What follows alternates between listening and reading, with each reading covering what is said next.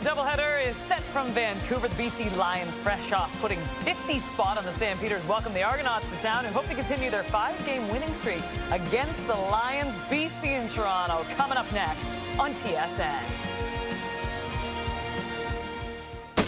Anytime's great for football, but I know when it feels just right. I'm gonna kick back, relax. Watching football on a Friday night. It's Friday! And we're gonna be hard to tame. Eat 'em raw! It's Friday! Coast to coast. The CFL is Canada's game. We're all packed up to party! And we ready for a fight. Kick back, relax. Watching Friday night football. The boys are all back. Playing CFL football. The game is up for grabs. It's Friday night football tonight.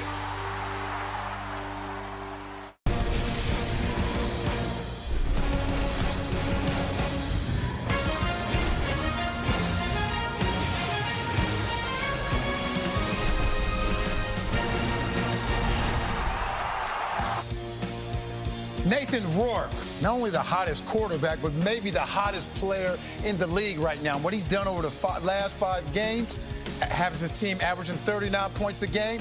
Is he the MOP of the league right now? Absolutely, Milton. Why are you yelling? Nick Arbuckle, I'll tell you what, this to whom much is given, much is expected.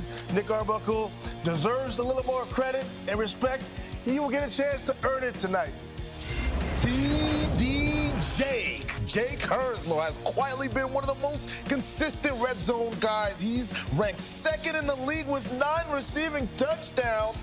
Can he do that for his team tonight? Well, it's amazing to think BC put up 52 points without this man, James Butler. He was out last week, but back in tonight, sitting at 989 rushing yards. He is set to surpass 1,000 yards for the 3rd time in his career. It is the second half of our doubleheader on TSN. Kate Burness alongside Enoch Mwamba, Davis Sanchez, Milt Stegall. A fabulous East-West matchup tonight. Davis, your storyline in this one. Yeah, it's Nick Arbuckle because this BC offense, we know what they're doing. We know what Nathan Rourke and this group has done. The only chance I think Toronto has to win this game is Nick Arbuckle has to have a monster night. And look, coming into this season, we didn't know what to expect. Obviously, he's the Grey Cup MOP. He's playing good football now in his career. Now he's playing excellent football. He's going to have to go out there tonight, and who knows his health, where he's at.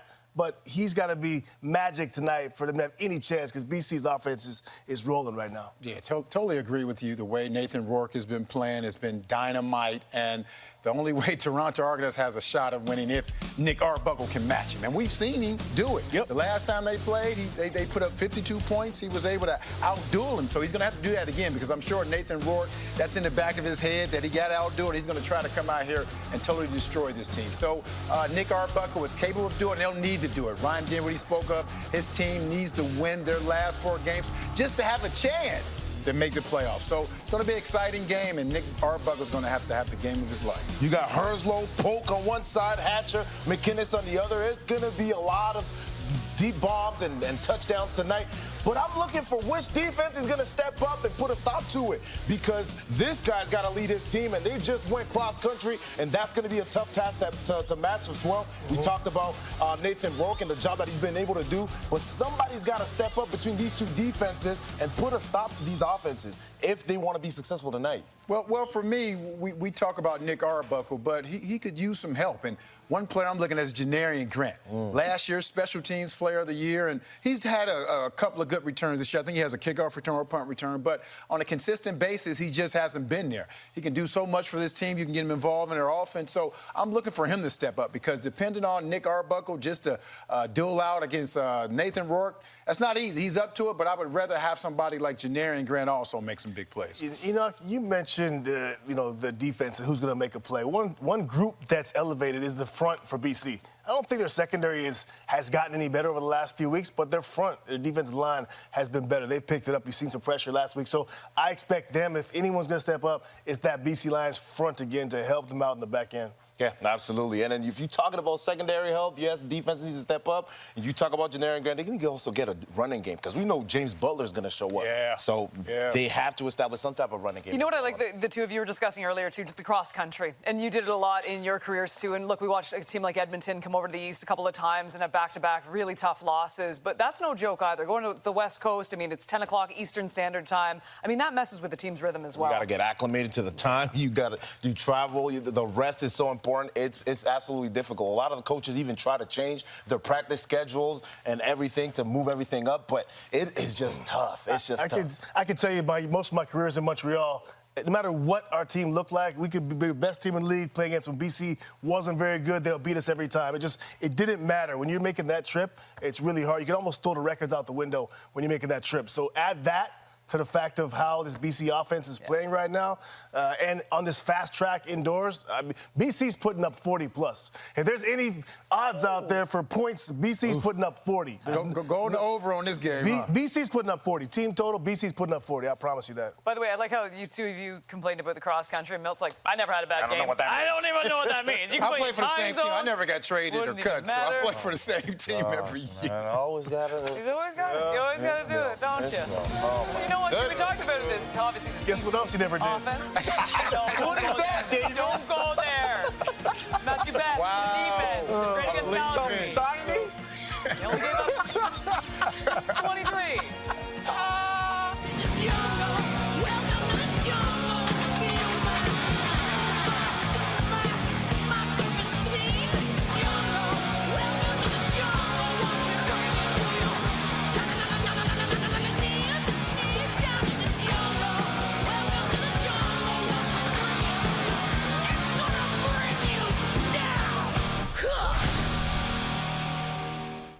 Okay, so fingers crossed because we love having these starting QBs back. Meanwhile, the second game ready to kick off. Mario Fieldhoff is your chance to win big thanks to Save on Foods' $1 Million Touchdown to Win. If a kickoff is returned for a touchdown, you could win groceries for a year. If 2 kickoffs are returned for touchdowns, you could also win $1 million. Good luck, Mario. Let's get you to BC and join Rod Smith and Glenn Suter.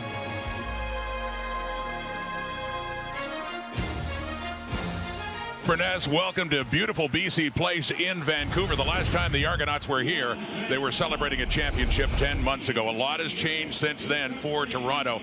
Right now they're on the outside looking in, and one of the teams they're chasing, it is the BC Lions, who, with a victory, could all but wrap up at least a crossover spot. So there's that much at stake. As for Nathan Rourke, what a story he's been, let's face it, on and off the field. Certainly the off-field comments about the rule changes coming up. But earlier than that, on the field in Calgary, maybe his game of the year. Yeah, let's start there on the field because it was his best game of the year, arguably, where he threw for, how about this stat line, over 300 yards, 2 touchdowns, no interceptions, and 3 rushing touchdowns for Nathan Rourke. Nick Arbuckle missed last week in the loss versus Montreal for the Argos with the calf injury. Prior to that game, though, he had the Argos on a roll in a 3-game win streak. One of those wins were against the BC Lions, where he threw for over 400 yards in that game. Well, Ryan Dinwiddie's Argos had been bouncing back into the playoff picture until losing a close one to the Alouettes last week. He acknowledges they're going to have to win at least 3 of the remaining 4, if not run the table, to have a chance of getting in. Buck Pierce's Lions coming off their most impressive win, dominating the Stampeders in Calgary to get back to 500, tied with Winnipeg for 3rd in the West coming into this at 7-7. The Lions won the toss, and they are taking the ball in this matchup. They met a month ago at BMO Field, and boy, the Lions got off on a tear. Touchdowns in their first 2 possessions, but back came Arbuckle with his best game of his CFL career, and it was the Argos defeating BC that day, Glenn, 52-34. I was going to say 86 points scored in that game, and a game that the Lions really had control of early on. They did march down a couple of 4-play drives.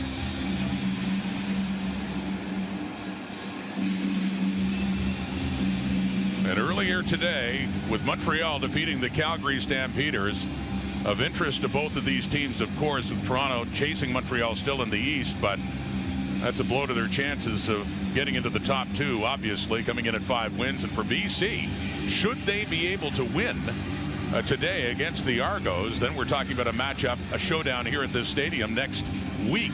Calgary and the BC Lions for second place in the West Division. Getting late in the CFL season. Intriguing. A lot of teams just 4 games to go and still lots to be decided.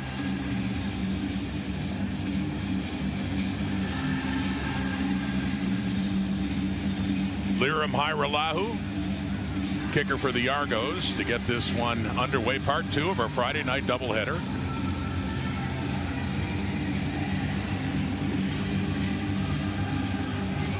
Apparently we have a bit of a delay here because of the in-house time clock that they are trying to reboot. This is the time when my son says, "Dad, did you try to turn the computer off and turn it back on?" It's the players, I mean, still standing around and waiting. There's Nathan Rourke and waiting for his chance. BC will be getting the football to open up this game. And yeah, what a game you talked about, Suits. 20 of 24, over 330 yards passing, couple of touchdowns as well. He ran for some, and that dominant victory over the Stampeders by BC. Well, with the loss to Calgary, too, I mean, the Lions have a golden opportunity here to climb up the ladder and possibly get into that at least second spot in the West Division and a home field playoff game. Tomorrow you got Winnipeg hosting Hamilton. You get Saskatchewan taking on the Elks in Edmonton. And 2 more key matchups. Yeah, they're still trying to get the clock situation sorted out here at BC Place. And we are finally ready to go with Hajrullahu stepping up to the ball. Friday night football, BC Place. The Argos back here for the first time since their Grey Cup win last November. And on that return, it's Seven McGee who gets it up across the 40, a 23-yard return. So here comes Nathan Rourke, 3rd in the CFL in passing yardage, but he is in first place in a number of interesting passing categories. Well, and on pace for over 5,000 yards passing. That would be in 16 starts, because missed 2 starts during the regular season where Jeremiah Masoli took over. But 9 times this year, Nathan Rourke has thrown for over 300 yards.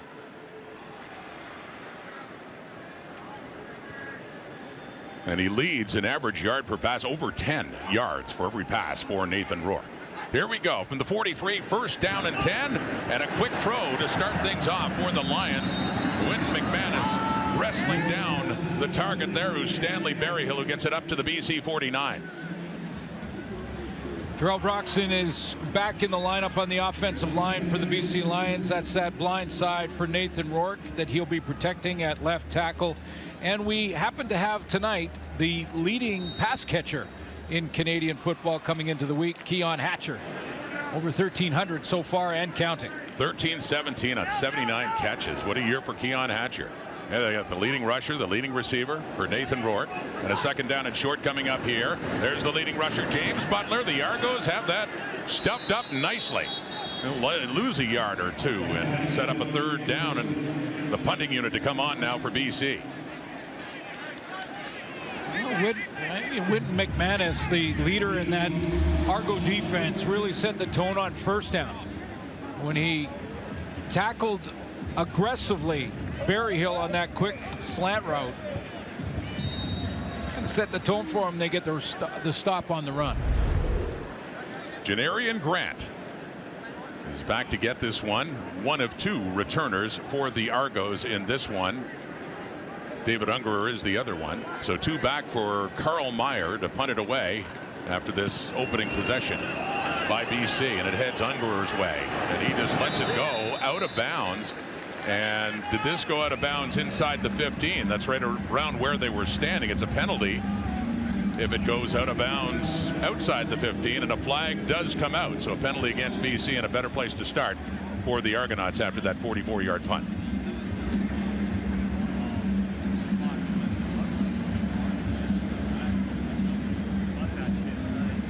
Trying to talk to Ryan Dinwiddie here. Means it's against the Lions. He has the option. Legal punt out of bounds. Toronto. It's a 10-yard penalty. BC. 10-yard penalty. It's first down, Toronto. And so they will put the ball down at the 27 of the Argonauts for Nick Arbuckle. And what a game, as mentioned, he had a month ago against BC. They're well over 400 yards. He's over 4,000 in a season for the first time in his career. Yeah, 8 times. He's thrown for over 300 yards. In fact, is in the discussion for MOP at this point in the season. He certainly remembers his last trip here. He was Grey Cup MVP. He's throwing in first down to the right, and that's caught by Jake Herslow, who's become a favored target for the Argos. Herslow, who's picked up 9 touchdowns in the last 6 games. Get things started. The running game for the Argos this year has been a bit of an afterthought, partly due to injury with the tailback position and rotation there. But when Arbuckle's throwing for over 4,000, and we might just start calling it Herslow's office. Yeah. It's the end zone, because he's just camped out there. Well, I heard that one of our studio panelists talking about we could have a new touchdown Jake. Remember Jake Winicky of the Alouettes was known for all, but this is a touchdown Jake machine right now. And gets the first down up at the 41. Motion left, throwing right, caught by Kevin Mittal, who had a touchdown on this field the last time he was here in their Grey Cup victory. How about a look at that Argos offense? Well, Matthew Betts on defense having a big last couple of games. So Brandon Kemp and Ryan Hunter have got their hands full there. We'll talk about that matchup depending on where Betts lines up, although he has lined up inside as well. There's Herslow, the touchdown man in the receiving corps. As you mentioned, touchdowns in the last 6 games. He finds the end zone. He's got a nose for it. He did a couple of times in what turned out to be a blowout win for the Argos over the BC Lions in that second half. Arbuckle to Herslow. Second and short, handing off Spencer Brown, who also had his breakout game in that victory over BC. Was new to the Argo lineup and had a big day. Well, coming into this game, Matthew Betts had the lead in sacks with 10 and has been on fire of late, 2 against Calgary last week. Micah Awe just 3 defensive tackles away from 100 on the season. And Jackson Finley gets his first start at safety for Christophe Beaulieu, and TJ Lee, the captain of this group on defense, is back in the lineup. Second game for him. Signed as a free agent 3 weeks ago. Thought he was done at the start of the year, but he stayed in shape, and lo and behold, back with the Lions, right by Gary Peters again. The toss to the right, Spencer Brown, and they have that strung out nicely. Josh Woods and TJ Lee in on that tackle for a loss. Think back to the 3 games prior to Arbuckle being injured, and you go back and you look at those. All 3 were wins. It started with the BC game, as you mentioned, that 52-34 game. Hamilton, they beat, putting 35 on the board, and then 31 against Edmonton. So the offense was clicking well with Arbuckle. He had thrown for over 300 yards, in fact, over 350 yards in all of those games. Yeah. And this Argo offense was on a roll, and then he got hurt in that Edmonton game. A couple of weeks ago, and they're surprised to see him able to come back and play now just 2 weeks later. Second and long, and a shot nearly intercepted. Flag comes out as well. Mackay Polk was in the vicinity, and then coming in was Robert Carter looking for the pick. So we'll see what the flag is. And Mackay Polk is indicating that it's against BC because he was held.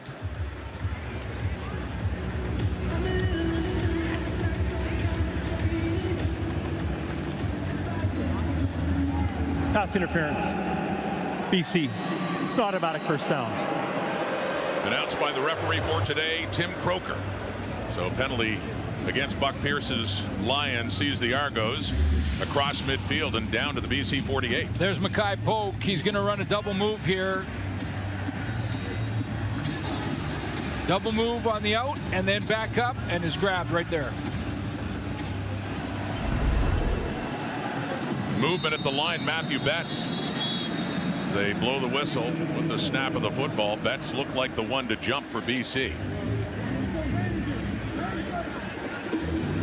6 quarterback sacks for Matthew Betts in the last 2 games.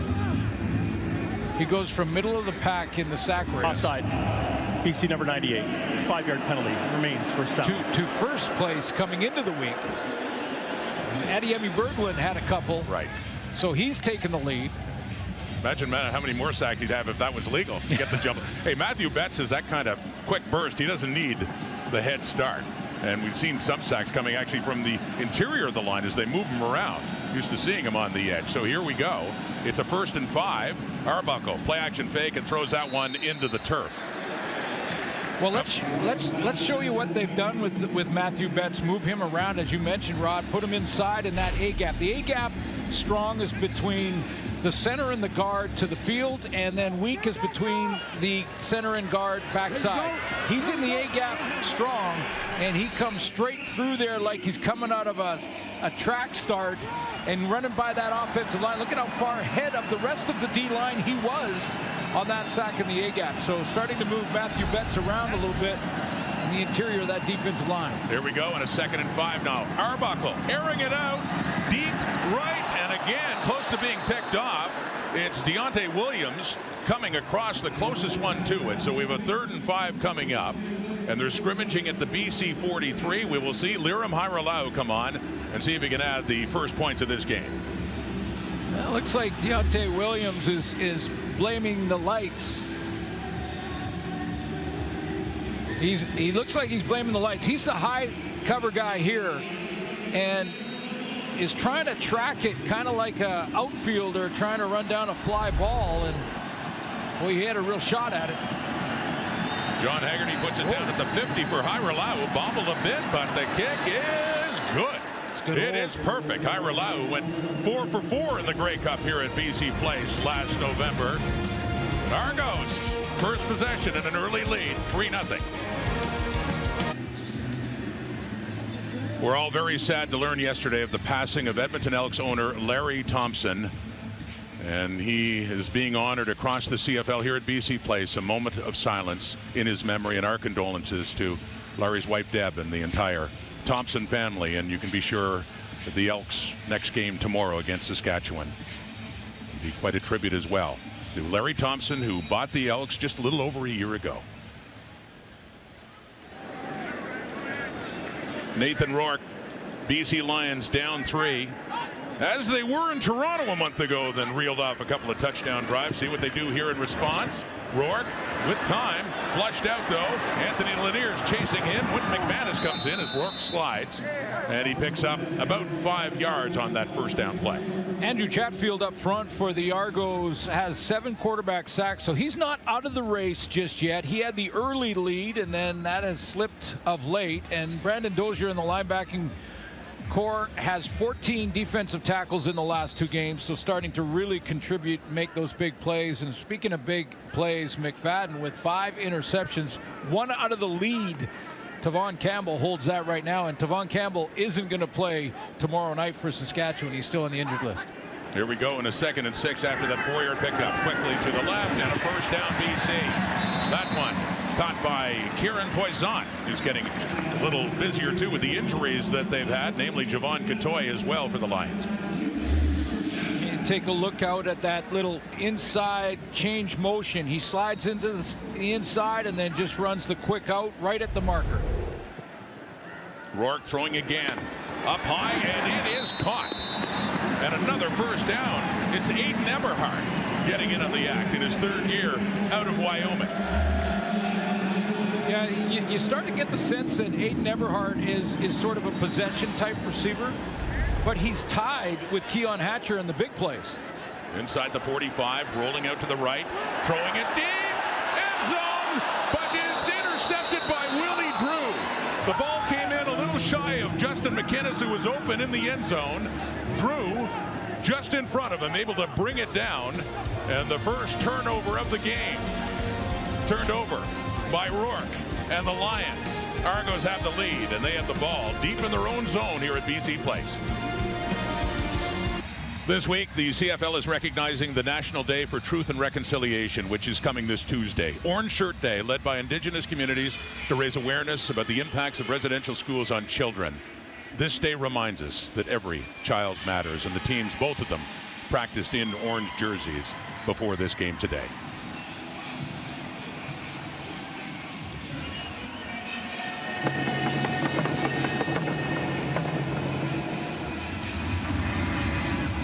Argos have the football after the interception by Willie Drew. They're set up deep, but they kept the Lions off the board. They have a 3-0 lead. 1st and 10 now. Backed up to their goal line. And Nick Arbuckle. And looking to the left and throwing it deep, and it's intercepted. Jackson Finley, the rookie out of Western.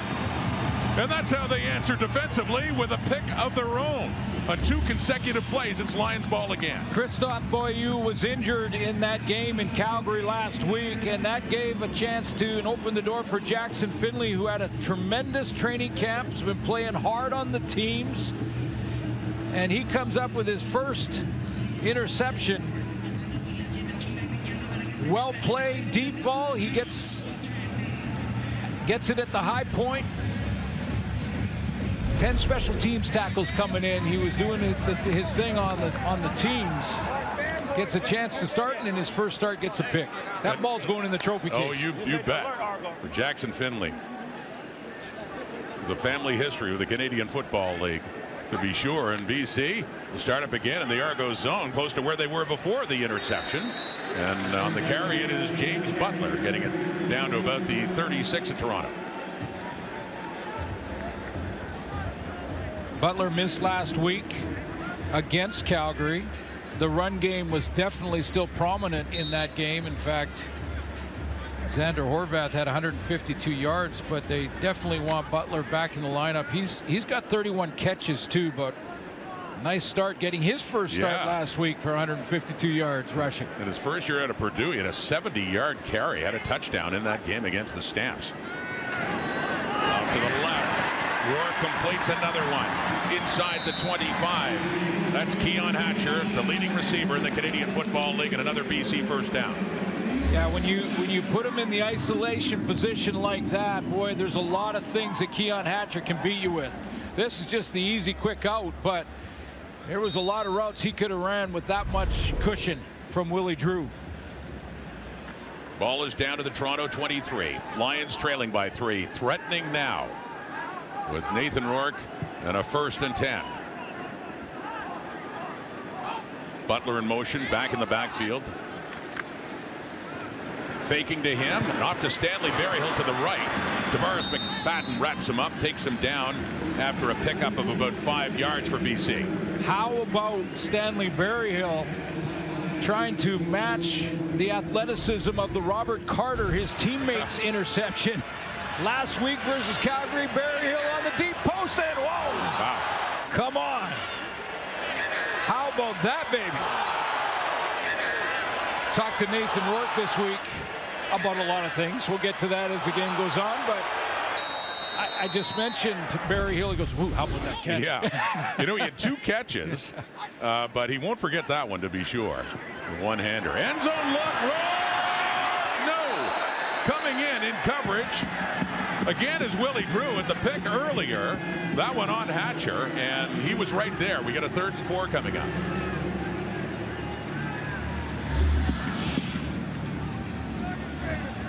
Nothing fancy about the route. It's just Keon Hatcher with the fade. And for Drew now, it's about reading the hands. As soon as he reaches for the ball, that's when you swipe at it. The timing is there. Sean White is already on the field. Not a lot of discussion as far as a challenge for screening or anything like that. Pretty good coverage from Willie Drew. They seem to be going after him, right? McInnes, before he got the pick, he's in his 4th CFL game. The field corner for the Argos. So here's the veteran Sean White. Oh, look at this. And they've changed things up. No field goal try. It is a 3rd and 4. Trying to draw him off. They got an offside penalty. They'd have an automatic first down. Carl Meyer, the punter and holder in this case, the one that's standing under center. BC number 17. Interesting. 5-yard penalty. It remains 3rd down. Interesting way to try and do that, to draw the opponent offside. Usually you see it out of the field goal formation. There was a different design here where they tried to make it look like they were going to run a fake on the play, get that quick count, but the Argos held tight. Well, they had the luxury of field position to sacrifice the 5 yards. It's still a relative chip shot for Sean White. This ball will be put down by Meyer just inside the 30-yard line. White, who was 1 for 1 last week. He's only missed 2 all year long. And he's not missing that one. Puts it through. And BC ultimately does answer with a field goal of their own. Nick Arbuckle led the Argos down last time to put up the first points of this game, back where he became a Grey Cup MVP. Well, Nick Arbuckle will never forget his last trip here to BC play. He's thrown into the starting role in the Grey Cup because of an injury to Chad Kelly, and he helped lead the Argos to victory. Was a game's MVP. Game's MVP, and you know, I think that Nick Arbuckle, up until that point, and even beyond that point, almost midway through this season, was considered a backup filling in for someone else. And I don't think we can say that. I think Nick Arbuckle is a starting quarterback that you can win with. He's over 4,000 yards coming into this game. You can win games with Nick Arbuckle. You can win a championship with him. And Arbuckle on now and handing off. That's Spencer Brown, the ball carrier, and well, maybe a yard. That'd be second long coming up. Lions defense strong. But yeah, you know, we were talking to him, Suits, earlier about the meaning of coming back. He's not that sentimental a guy. He admitted, he goes, someday it's going to mean a whole lot more, but I was asking what he's thinking about coming back to Vancouver. He was talking about restaurants he wants to try. I guess I was looking for more of a response about how meaningful it'll be. And as I say, don't get me wrong, he cares, but he's not one to be looking back in the rearview mirror. Yeah, no, and has a job to do. Yeah. I mean, this is a business trip. Exactly. It's about now. The team that desperately needs a win. They come in at 5-9. Arbuckle, 2nd and 9. And then checks it down to Kevin Mittal, who does the rest afterwards. Across midfield, still on his feet, Mittal, and a great run after the catch to get it down to the Lions 35 before he's tackled by Josh Woods. This is what I mean about a starting quarterback. He's going to look here, he's going to look here, and he's going to go through all the progressions. Backside to the front side of the field, negotiate the pocket, get it to Mittal. At the 36 of BC, back come the Argos in a tie. That is caught. Dejan Brissett with his first catch in this game and gets another first down for Toronto. Last week he had 4 for 37 against the Alouettes. Yeah, so the last play, it was about the progressions and negotiation of the pocket for Arbuckle. This time it's recognition of the coverage. Finding that soft spot, getting it out of his hands quickly, and keep the drive going. Down to the 25, Arbuckle with time. And does get rid of it to Brown. The pass to Spencer Brown, who gets it down to about the 22. Short pickup. 2nd down and long, and a flag is out as well. Really late flag here. Play was basically over when that flag came out. Both these teams need to clean that up in their game. The BC Lions last in the league in the amount of yards they take in penalties per game. 15-yard misconduct foul against BC number 90. Unnecessary hit. It's automatic first down.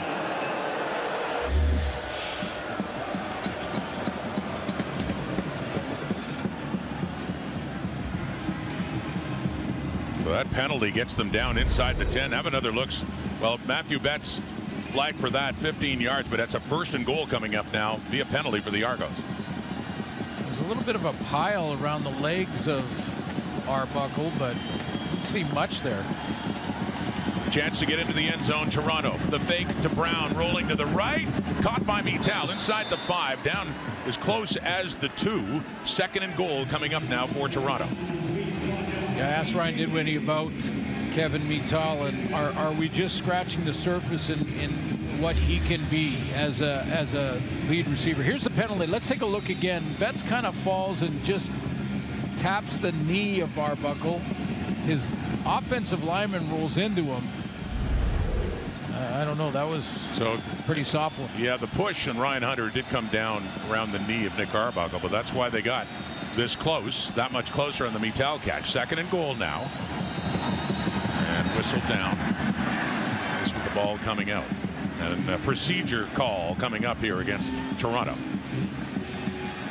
Yeah, I mean, a lot of teams, the reason that you get into tempo. Toronto number 51. It's 5-yard penalty. It remains 2nd down. And in this game alone, we've seen Nathan Rourke in tempo, calling the plays on the line of scrimmage. So is Nick Arbuckle. And you're trying to limit the substitutions defensively. Try and tire that defensive line out. But it can also backfire if you're not coordinated in the snap count. So pushes them 5 yards back. This is a 2nd and goal. Back just outside the 8. Victory for the Lions D would be just to hold them to a field goal. 3 line up front.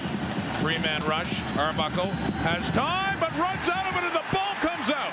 Looks like Spencer Brown got on it, but nearly complete disaster for the Argo offense, who are at least going to have a chance to kick a field goal here. And even with a three-man rush, they still managed to get to him. Yeah, Brown saves the day for the Argos here to at least get 3. I'm just trying to see who knocked it down.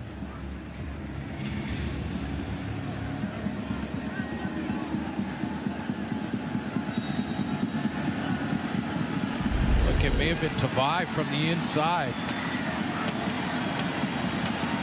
So Hiralahu is out. He's 1 for 1. This one inside the 20. Last one was from the 50. Bottom line, second field goal for the Argos, and they have a 3-point lead again through 1 quarter of play on a Friday night in Vancouver. We are through 1 quarter at BC Place in Vancouver. The Argos lead the Lions 6-3. Not exactly an offensive explosion here, Suits, like the last time they played a month ago. Exactly. 80 points scored last time, and this time it looks like the defenses have stepped up, at least in that first quarter. It's not going to be the type of game for Nathan Rourke where he's pitch and catch like he did against the Calgary Stampeders defense a week ago. So different game plan, different personnel. He's tried to test the corner and Willie Drew, and Drew has stepped up and made plays. Yeah, he did, including the interception. 1 turnover each team, and back-to-back plays, actually, interceptions. It cost the Lions and a shot at the end zone, but then they benefited on the pick by Jackson Finley to get a field goal, and their only points right now. Quarter number 2 begins, and it's the Lions trailing by 3 again. Nathan Rourke and BC's offense back on the field starting from their 40 after the Hiralahu field goal to end quarter number 1. And here's Rourke, and it is caught. It's Stanley Berryhill again. Another catch for him across the 50. Quickly, a first down for BC. This is a read for Nathan Rourke on what Benji Franklin does, and you're going to see the options that he has. He's got on the out route, he's got Keon Hatcher and Berryhill on the curl. You saw a Hatcher cross the front of the screen, and then behind that was the curl. If Franklin goes out with Hatcher, he throws to Berryhill, which he did. If he stays with Berryhill, he throws it on the out to Hatcher. Ball is up to the BC 53. Rourke over the middle, intercepted, thrown another pick, and it is Franklin who picks it up. Benji Franklin, who intercepted Nathan Rourke and took it back for a touchdown a month ago at BMO Field, has another pick off the Lions QB.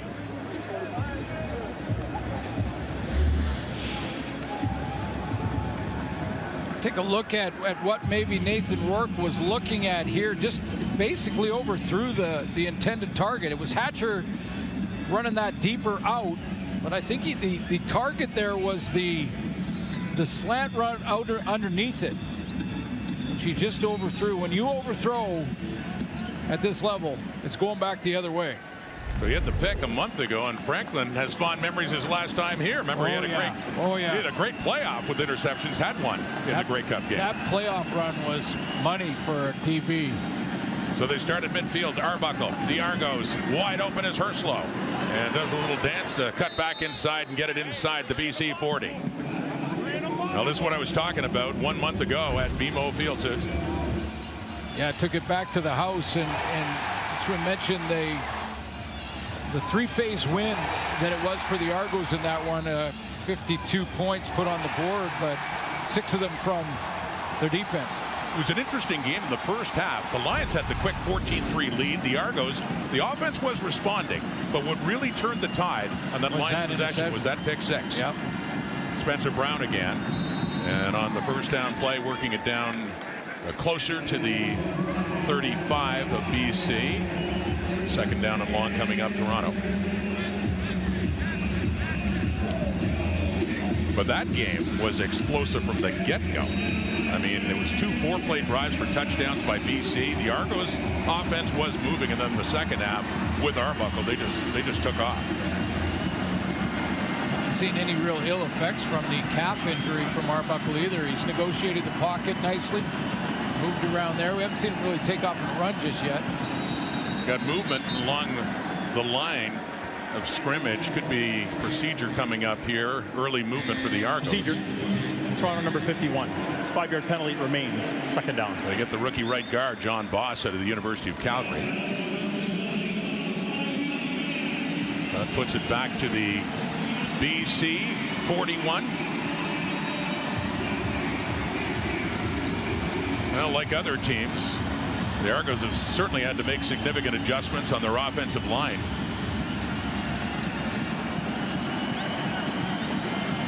The Boss has become a staple, had been out at tackle, inside at guard with Ryan Hunter coming back. Arbuckle under pressure, they've got him. Nick Arbuckle is sacked. And guess who?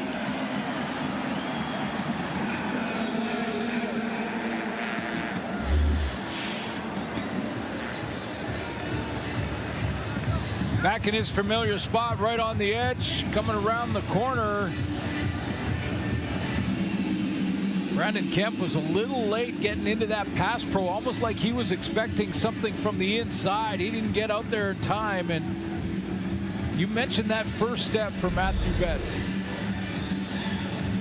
Back in that 23 season with 18 sacks that year, he's now in a tie for the league. At 11 sacks with Isaac Adeyemi Berglund, who had 2 sacks earlier today in Montreal's win over Calgary. So on a real tear in the second half of the season, especially for Matthew Betts. Argos have to punt down at the 10. The punt of 39 yards. And the return for Seven McGee. 6-3 Toronto. Friday night in Vancouver. As mentioned at the top, Nathan Rourke made big headlines for his criticism of the new CFL rule changes. With more, let's say hello to Chantel Chan. Yeah, I had a chance to speak with Nathan, and I told him I thought he kept it pretty G. He laughed a little bit and said, listen, as a Canadian and as a Canadian quarterback, I had an obligation to speak up for not only players in the league, but also those who didn't have a voice. And he said that he has a big enough platform, so he really hoped that it would make some noise. And he said that, listen, I've played down south, and I've played in this league, and there's a lot of great things about the Canadian Football League. It's extremely fun, and there's some things in the American League that, you know, could be a little bit better. So Nathan Rourke just speaking up for everybody that loves the CFL, guys. Thank you, Chantel. And on that first down play, James Butler breaks through across midfield on a huge run for the Lions down to the Argos 46. Well, there's rule changes that the new commissioner, Stuart Johnston, has said will be put in place in 26, phased in, and then in 27 as well. We'll get into more of that, but a nice run off the left side for James Butler, get them out of their shadow of their own goalpost for the Lions. And yeah, I think social media was buzzing a little bit with the comments from. I mean, strong opinions on both sides. No question the passion Nathan Rourke has for the CFL and Canadian football. Throwing there to that pickup by Butler, which, by the way, that was a gain of 40. And James Butler's over 1,000 yards rushing this season. But well, yeah, and, you know, a lot of his concerns, I think, were echoed by a lot of fans. Certainly some of Nathan's concerns I share with him. However, the rules, and we can get into them as the game goes on a little bit, the rule changes for the next couple of years, I don't think will change what makes us uniquely Canadian. Right. 3 downs, multiple motion. Exactly. Wider field. That is caught. That's Justin McInnes with the catch. In the top 3 in the CFL and receiving as well. He's been coming on, and BC with another first down close to the Argo 15. Got a nice drive going here. Started with a big run from James Butler. Get things going for this offense, and off of that, they're going at tempo. Here they go, working quickly, faking the handoff. Throwing, caught! Touchdown! McInnes! And back-to-back catches in that one. Picks up the first major score of this game, and BC has the lead. Precision accuracy from number 12 here, because there's pretty good coverage on Justin McInnes here. And it's that RPO type of look where he's going to open up, fake the handoff, pull it, has a choice of a flat route out to his right or that inside curl to Justin McInnis, and he needed to throw it to the inside shoulder of McInnis in order to avoid a knockdown or an interception. Did exactly that for the touchdown. 4 plays, 87 yards in under 2 minutes. And the Lions catch fire on offense, and they pick up the touchdown. The point after try here for Sean White is through, and it's now a 10-6 BC lead on the 6th touchdown of the season for Justin McInnis, who came into this game flirting with 1,000 yards receiving. Into the end zone he goes. At BC Place.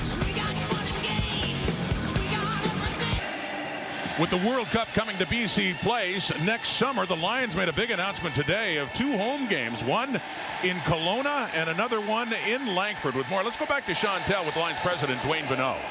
Dwayne, big announcement today. Tell us why those 2 locations were picked, Kelowna and Langford.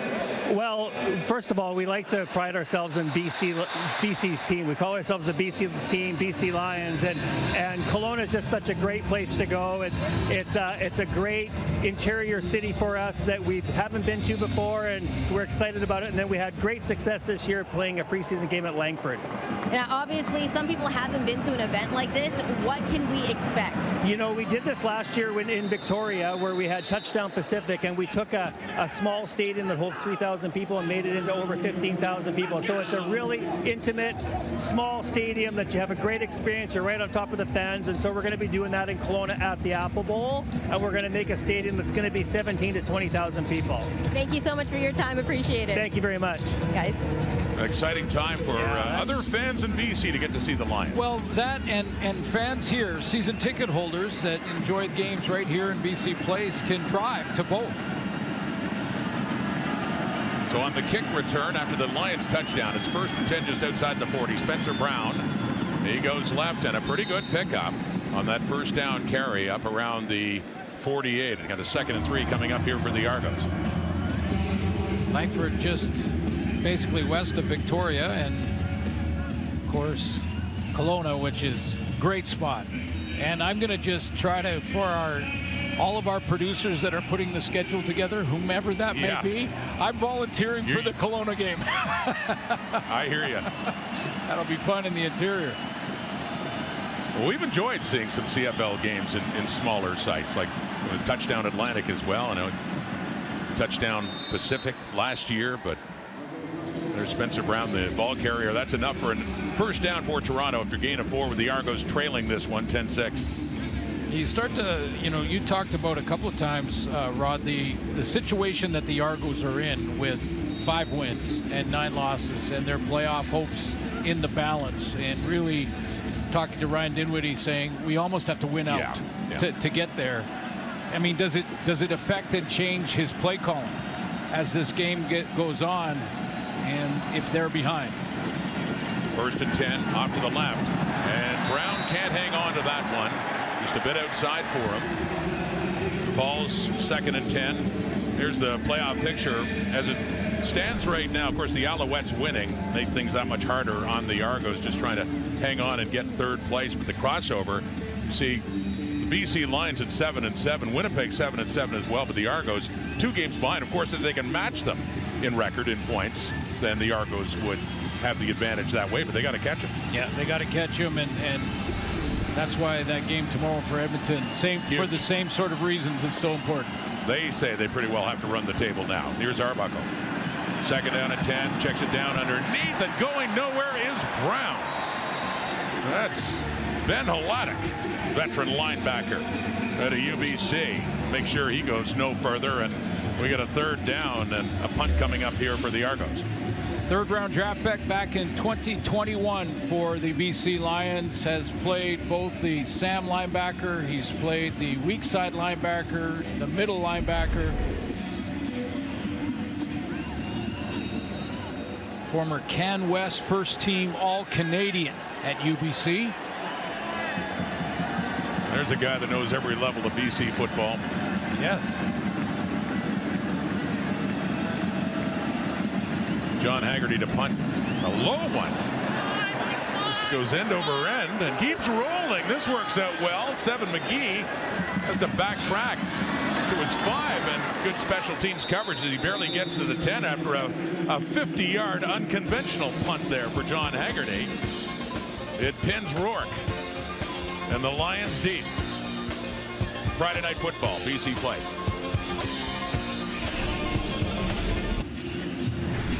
Much talked about news earlier this week in the Canadian Football League. Commissioner Stuart Johnston announcing this for next year. Modified rule, Rouge, 35-second play clocks, opposite field team benches, and then changes to the field, 100-yard field, shortening it by 10, shortening the goal lines, putting the goalposts at the back of the end zone. We mentioned Nathan Rourke, highly critical. He actually had a chance to meet with Stuart Johnston.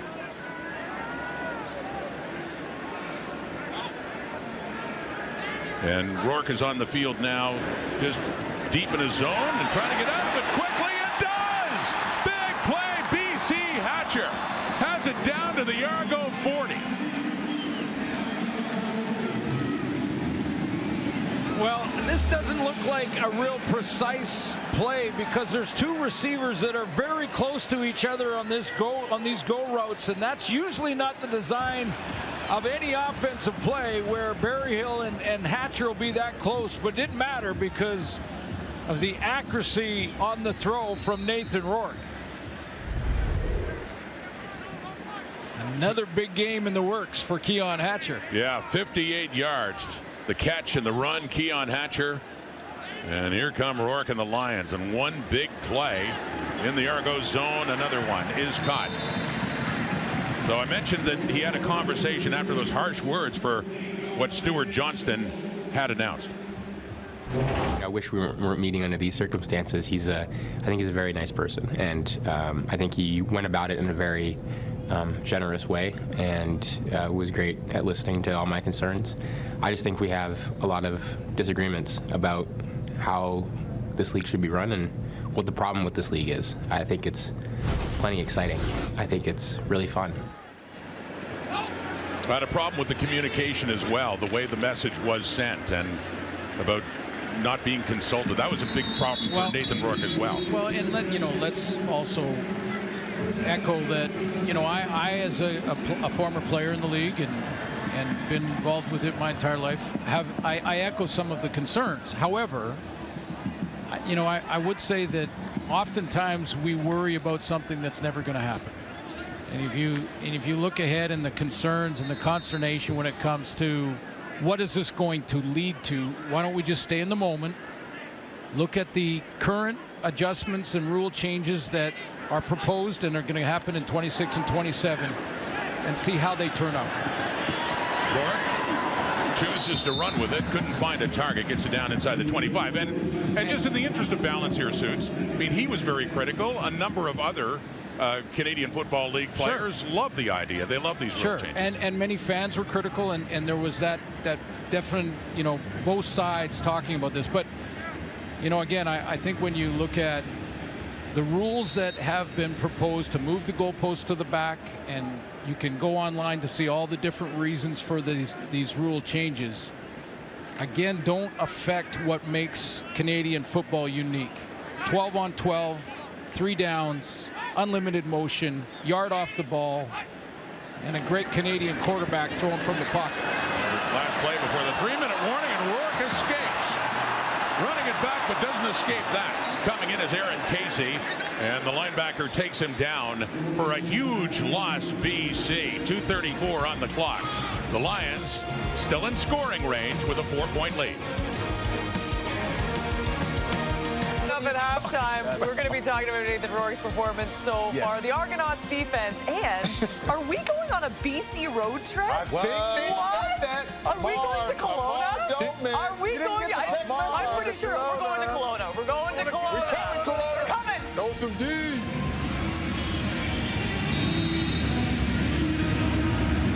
Burness, that has road trip written all over it. We know where you're going next year. You're heading to BC. Lions making that announcement. I've just decided now. You're going. We'll figure out the details later. Fields will try Sean White. He can put 3 more on the board. He does, even after the big sack by Nathan Rourke.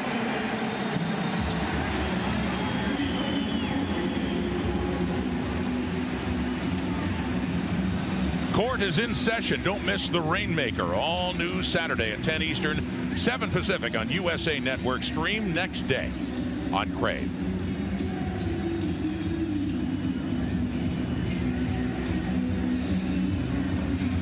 So the Argos now down a full touchdown, 13-6, with the 10 unanswered points by BC. Sean White, another field goal, and mentioned after Nathan Rourke was sacked and they were pushed much further back. Had to kick a longer one, but reliable kicker who turns 40 years of age in about a month. Puts him 3 more up. 4-man rush, and it's Herslow with another catch just across the 45. The many stories with the injuries the Argos have had at receiver, Tavares Daniels and DeMonte Coxey had been their top receiver. This guy, 87, has certainly stood up. Yeah, he has, and getting Mackay Polk back certainly helps. And yeah, but look at this production in the last 6 games, and that last one is just, off the charts. Big time to have 9 touchdowns in 6 games, but it also is an indicator of just how well Arbuckle has been playing. Yeah. With all the changes in the receiving core, for him to just keep moving this offense along. Got a 2nd and 3 now with time. And underneath, it's caught, and it's a first down. It's Mittal again, the most targeted receiver, by the way, on the Argos this season. Another catch across midfield and a first down, Toronto. Yeah, he was targeted 9 times in that game against the Lions and caught 8 of them. That target to catch ratio high for Mittal. In his 2nd year at Laval, passing again, and a flag comes out. It's back to Mittal, who has a good pickup on first down. We'll see what this flag's all about in the Argo backfield, though.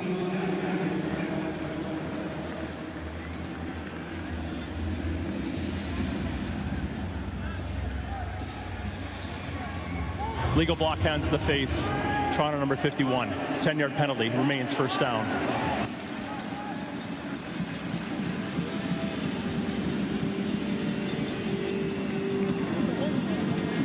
Right guard John Boss flagged again. Legal hands to the face and back to the 45.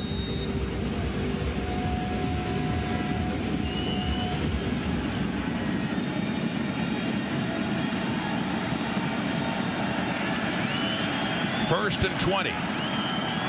Argos down 7. Late in the first half. Arbuckle. Mittal tries a stiff arm to get by his defender, and not much there for Mittal. Barely gets it back to the line of scrimmage, but it'll be a 2nd and very long coming up, actually marking it as a lost yard. Yeah, I think it might have been Josh Woods that closed on that screen, read it really well, limited the gain for Mittal.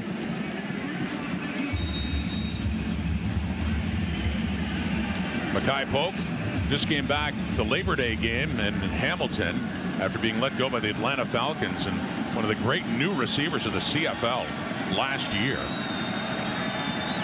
but not getting much business in this game tonight. There's Herslow again. Well, gets a chunk of it back as he's wrestled down there by Ben Hladek and back to the original line of scrimmage close to midfield, but 3rd down coming up. 1:20 on the clock. Yeah, when you're in 2nd and 20 offensively, the Lions defensively, Mike Benefides says, I'll just give you the first 15, and as soon as you throw it in there, and you're going to have to because you're not going to throw it deep. We've got 9 guys sitting back here, 15 yards off the ball. Okay, we're going to see if we can hit that one and make a couple of guys miss, and then all the defenders close in a hurry. Mike Benefides, they gave him a lot of space in the middle after the 3 down linemen, knowing they had a lot of real estate to play with before Toronto could get a first down, and they don't. They get about 10 of it back. Haggerty to punt inside the 45. 7 McGee back for this one, settling right around the 5 for BC. Finds a bit of room on that near side, and out of bounds he goes. 49 seconds to go. Rourke back on. 11 of 14, 175, 1 touchdown. Has, however, been intercepted twice. Well, and has time here, to get field goal range at least. And he's had a couple of those big plays. I mean, one was out of the running game from James Butler, and the other, that long throw to Keon Hatcher. If you're Buck Pierce, you just need one of those chunk plays lots of time for field goal range. And I'm sure Ryan Dinwiddie and the defensive staff for the Argos are going to talk at halftime and say, guys, the big plays, we've got to eliminate those. Back to Butler. That big run you talked about, the 40-yarder. He's over 1,000 again in his career. Did it once with Hamilton, and when he started with BC back in 2022. Leading rusher in the Canadian Football League and adding to his totals and having a great year coming back after that time with the Ticats.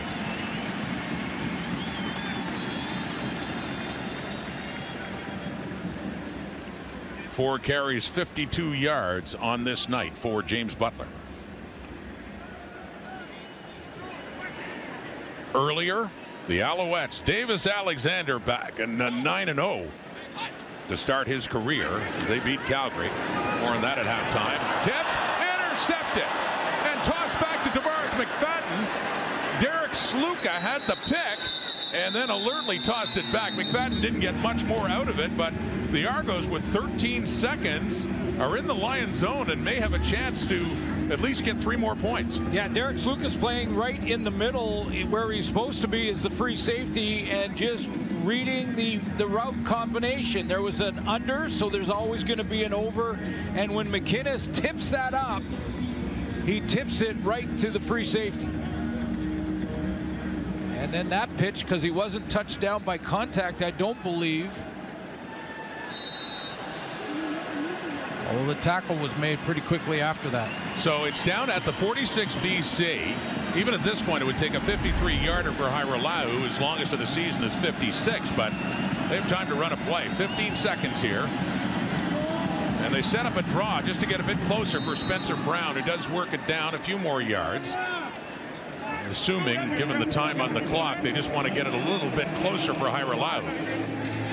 I feel to run a quick out here. They're not going to take the chance, though. I think they're going to put the field goal team out and try the long one.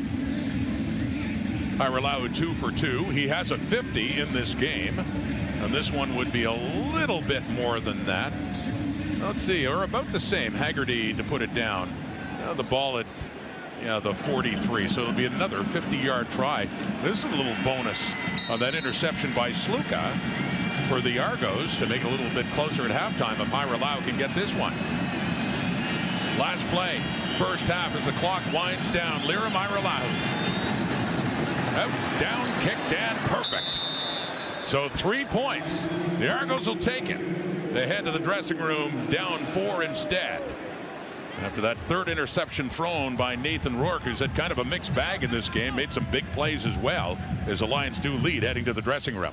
Yeah, I mean, that's what I mean. The Argos defensively have played a really good first half on the road in Vancouver. They've generated 3 turnovers, 3 interceptions from Nathan Rourke. Played pretty well, but for a couple of big plays, McInnes scored early in that first half. And here is Justin McInnes with Chantel.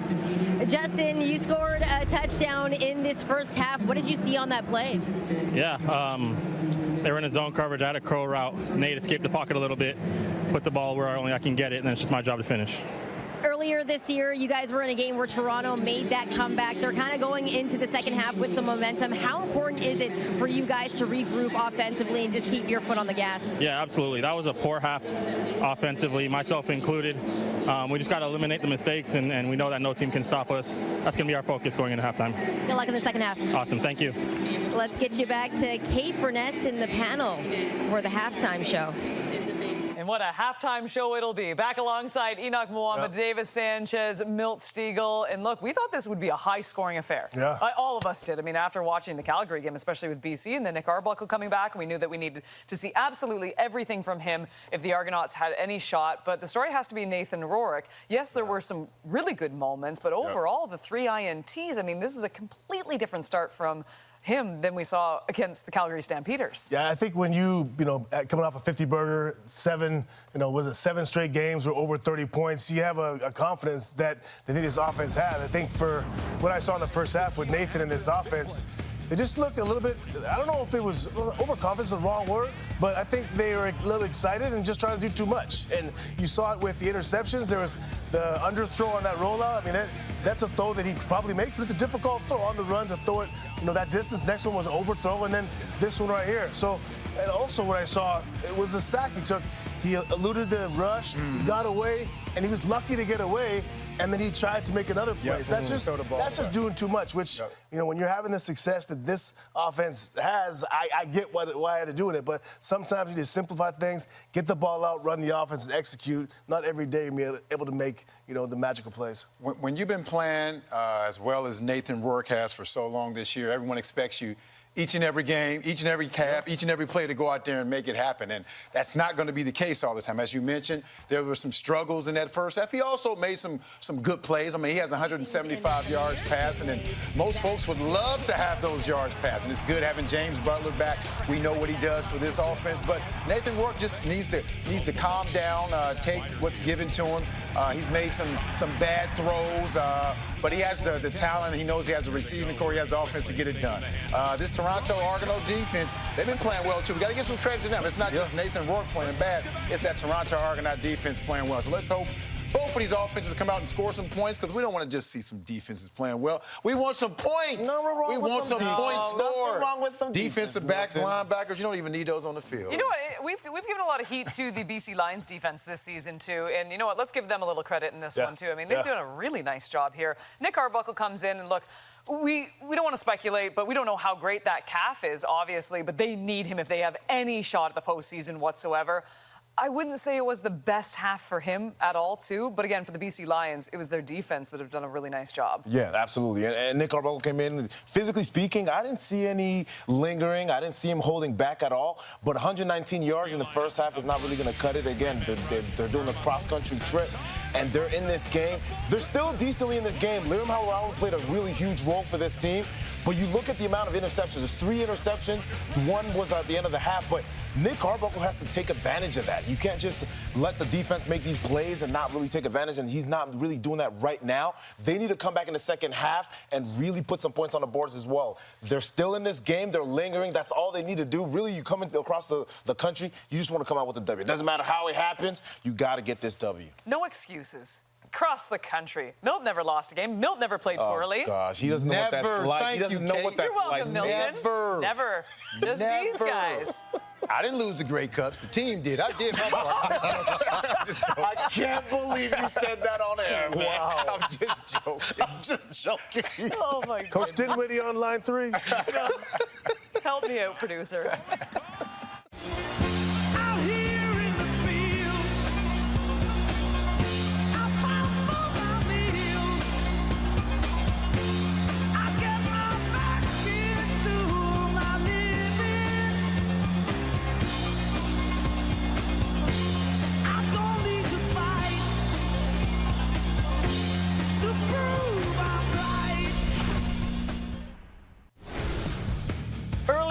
This evening, the Montreal Alouettes defeating the Calgary Stampeders 38-20. Davis Alexander, what a game in his return. 26 of 36, 350 yards, 1 TD.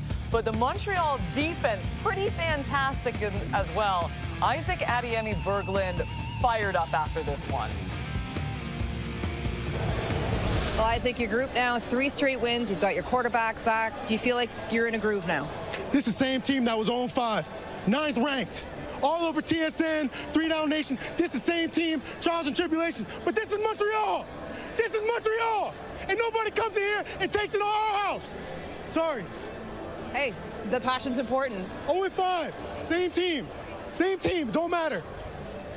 Moving ahead, how will the team continue to bring this energy each and every game heading into the playoffs? We've been here. We've been here. We practice like this. We play like this. We're built different. In Montreal, in the 4-2-5, we're built different. Fans built different. Stadium built different. We got it here, and we had it all year. We had it last year, and we're building on it, and you continue to see it. You will continue to see it.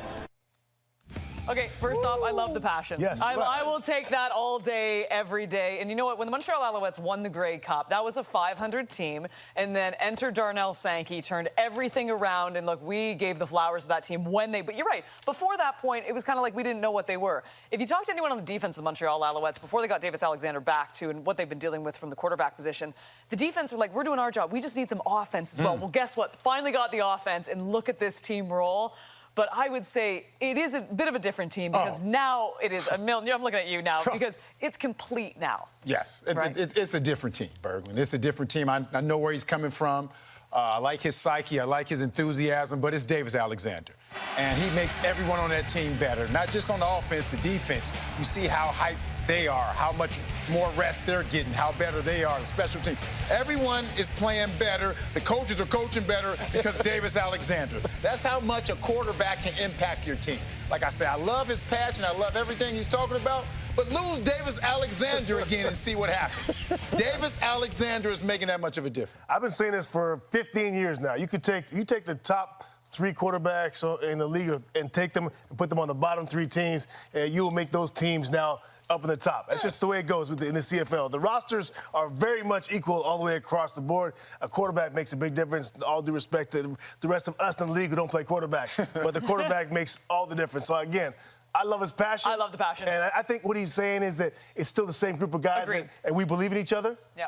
But yeah, he worded a little bit differently, but that's the kind of confidence you get when you got a quarterback like Davis Alexander, and he puts on the performance like that. Right? It was one thing if he came back, he was a little rusty. We still believe in him and everything. He came back and he showed everybody, I am that guy. And yes, now you have the confidence to come out and give interviews just like that because you know that, hey, look, we got a good defense. Nobody ever said anything about their defense. We got a good defense, but we got a guy that can put up points, and he can do that. And so, yeah, Davis Alexander did that. No, he did. And you know what, too? If you have a quarterback who's never lost as a starter, too. I mean, you know all of this. And, it is the energy. It's everything that Davis Alexander brings. And look, he was doing it while he was injured too, but you saw the way that the team was reacting around him, the fans were reacting around him. This Montreal team is scary down the stretch. There is absolutely no doubt. As we take a look at this playoff picture now, you got the West Division, the Saskatchewan Roughriders. They are already in at 10-3. Calgary behind them, big loss for them today, and the Bombers sitting at 500. Hamilton, they're taking on the Bombers tomorrow in Montreal, as mentioned, moving to 8-7 on the season. Saturday, once again, a doubleheader, and it all begins with the Hamilton Tiger Cats heading into Winnipeg to take on the Blue Bombers. Winnipeg welcoming back Zach Collaros in the second half. This should be an emotional one at Commonwealth Stadium. And I'm telling you this, if you're in the Edmonton area, go to that stadium tomorrow. They've already sold over 30,000 tickets. Do it for Larry Thompson. Sell it out. Should be a phenomenal game against the Saskatchewan Roughriders. Can't wait for that one. But first, we have a game to finish up in BC. The Argonauts down 9-13. We'll get you right back to BC Place for second half action right after this.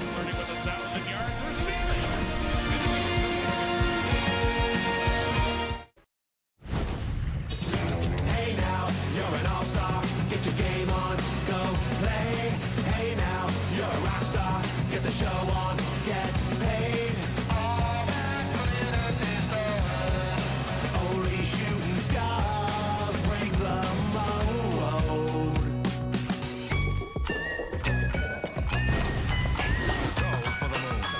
Halftime in Vancouver as you look at Lionsgate Bridge and at BC Place, not too far away. It is the Lions leading at 13-9. Now look at those halftime numbers. Well, edge to BC, except for turnovers. 3 interceptions for the Argos, including one by Benji Franklin, who's standing by with Chantel. Benji, what is it about picking off Nathan Rourke? Because in Toronto at the last game, you picked him off and returned that for a touchdown. You got to pick against him tonight. What are you seeing against him? Just zone eyes, reading the quarterback, trusting myself, and making plays. You guys are down in this game right now, but just like that game in Toronto, you guys made a comeback. What was the message from coach in the locker room at the half? Just do what we did in the first half. Just go out there and be aggressive, fly around and make plays, and do what we do best. Good luck. Thank you. And it was a later interception that led to the field goal before the end of the half for the Argos to close it to 4. So they get the ball. It's Janarian Grant down outside his 15 to get it started. Second half, he is tripped up, but he gets it just across the 40. So Nick Arbuckle coming back on, and what he did, 12-16, 119 yards. He was intercepted once. Yeah, Jackson Finley in his first start at free safety got that one pick, but he threw for just shy of 120 yards in the first half. Mital was #1 target for him in the first half of play. Negotiated the pocket well. Had a fumble that his teammate recovered in that first half. But the giveaway takeaway category, the Argos are winning at this point. 3-1. They're winning it right now. They have the ball to start the second half right at the 40 for Arbuckle with Spencer Brown behind him. Looking that way, dishes it off to Jake Herslow. And good work after the catch to get up close to a first down. Herslow had 4 catches for 49 yards in that first half.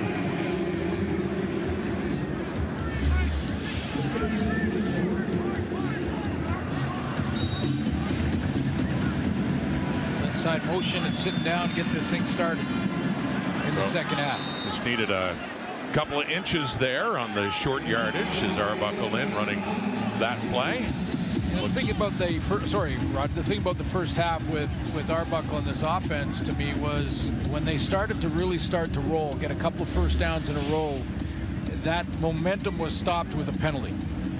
Whether it would be a hands to the face or a holding or whatever it was, and offsides that put them in second and long. Well, they had that catch and run by Herslow to get him close, and then Arbuckle kept it. It's a first down right at the 50. Faking. It's Herslow with the ball. And a tricky little play there by the Argo offense as they later faked to Spencer Brown, and Arbuckle went back, but a ball carrier this time, and Jake Herslow. Herslow's down here at the bottom of your screen. He's coming across the formation. I'm not sure Arbuckle ever touched. Yeah, he did touch it. Little tip to him. I thought for a second there that Herslow might have taken that from the snap on the shotgun and taken it around the edge, but nice misdirection on that play. It's a little touch pass from Arbuckle to Herslow, and another first down. So good start. Back-to-back first downs here for Toronto. They're in the Lions zone down to the BC 48 and a 1st and 10. This time it is Spencer Brown trying to feel his way through, but no. Betts is there. And they have that all stuffed up, Ronald Kent Jr., and it's lost yardage there for the Argos. The running game has not been a point of emphasis for the Toronto Argonauts this year. They have the fewest attempts running the ball and are way behind the leaders in that regard, which is Winnipeg. Winnipeg's attempted over 300 runs. The Argos aren't at 200. Quite the contrast to a year ago when they had Kadeem Carey. Very much so. Deontay McMahon. They've had rotating running backs in, the latest Spencer Brown. Stepping up, Arbuckle completes that one too. Goes back to Herslow. And close to another first down. See where they spot the football. It is indeed. The sticks move again.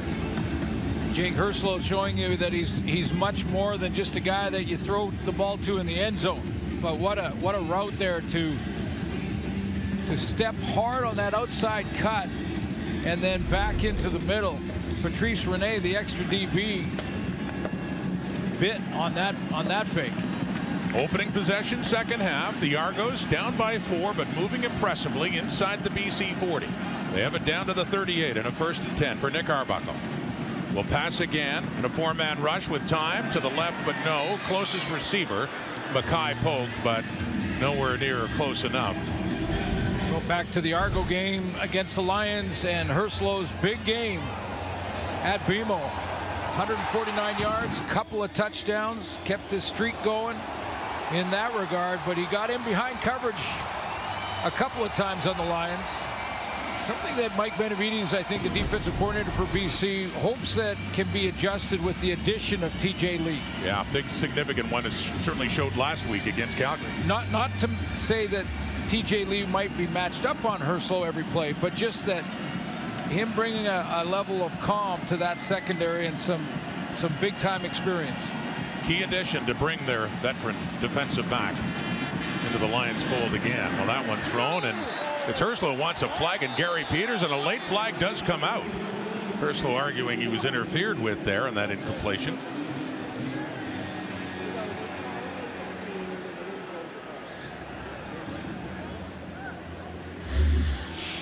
Legal contact on a receiver, BC number 1. It's a 10-yard penalty. Result of play is first down. Little press coverage, inside route.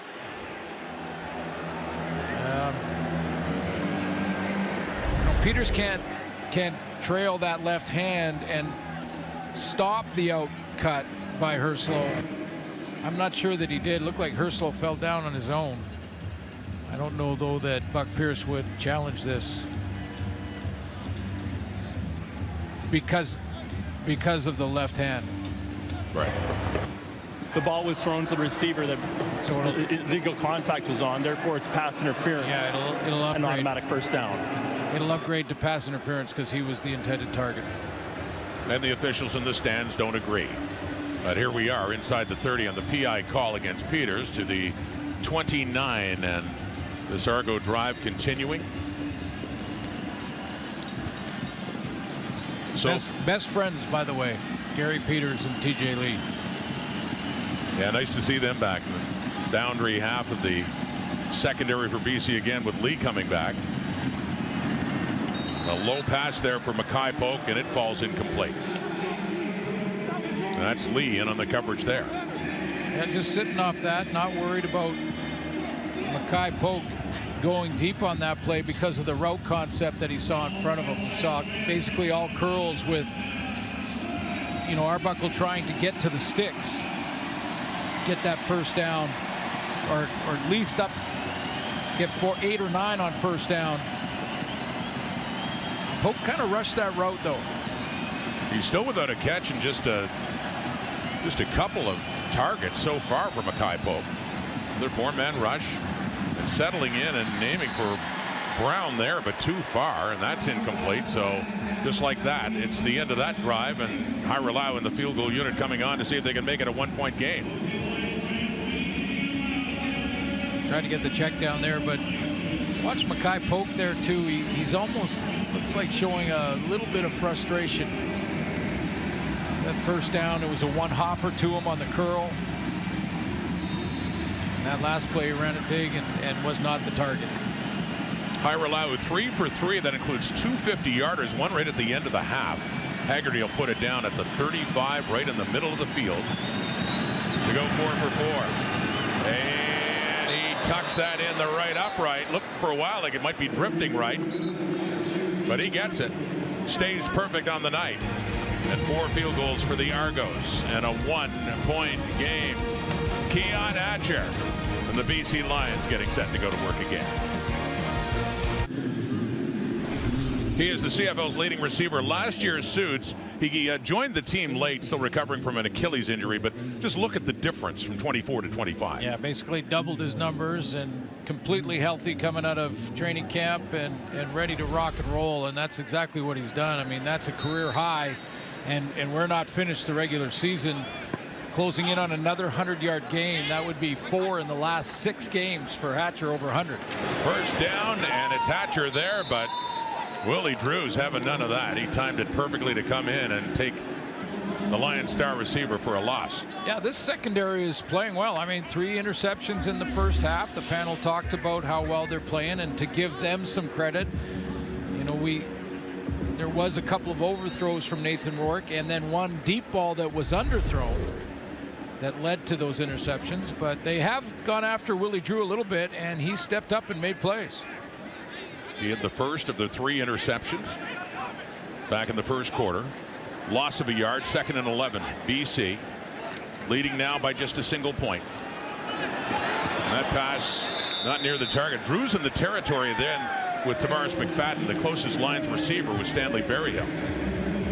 Yeah, I think Berryhill thought that it was an in route on an in cut, and Nathan Rourke thought it was an out cut. So he thought it was here, and Rourke threw it there.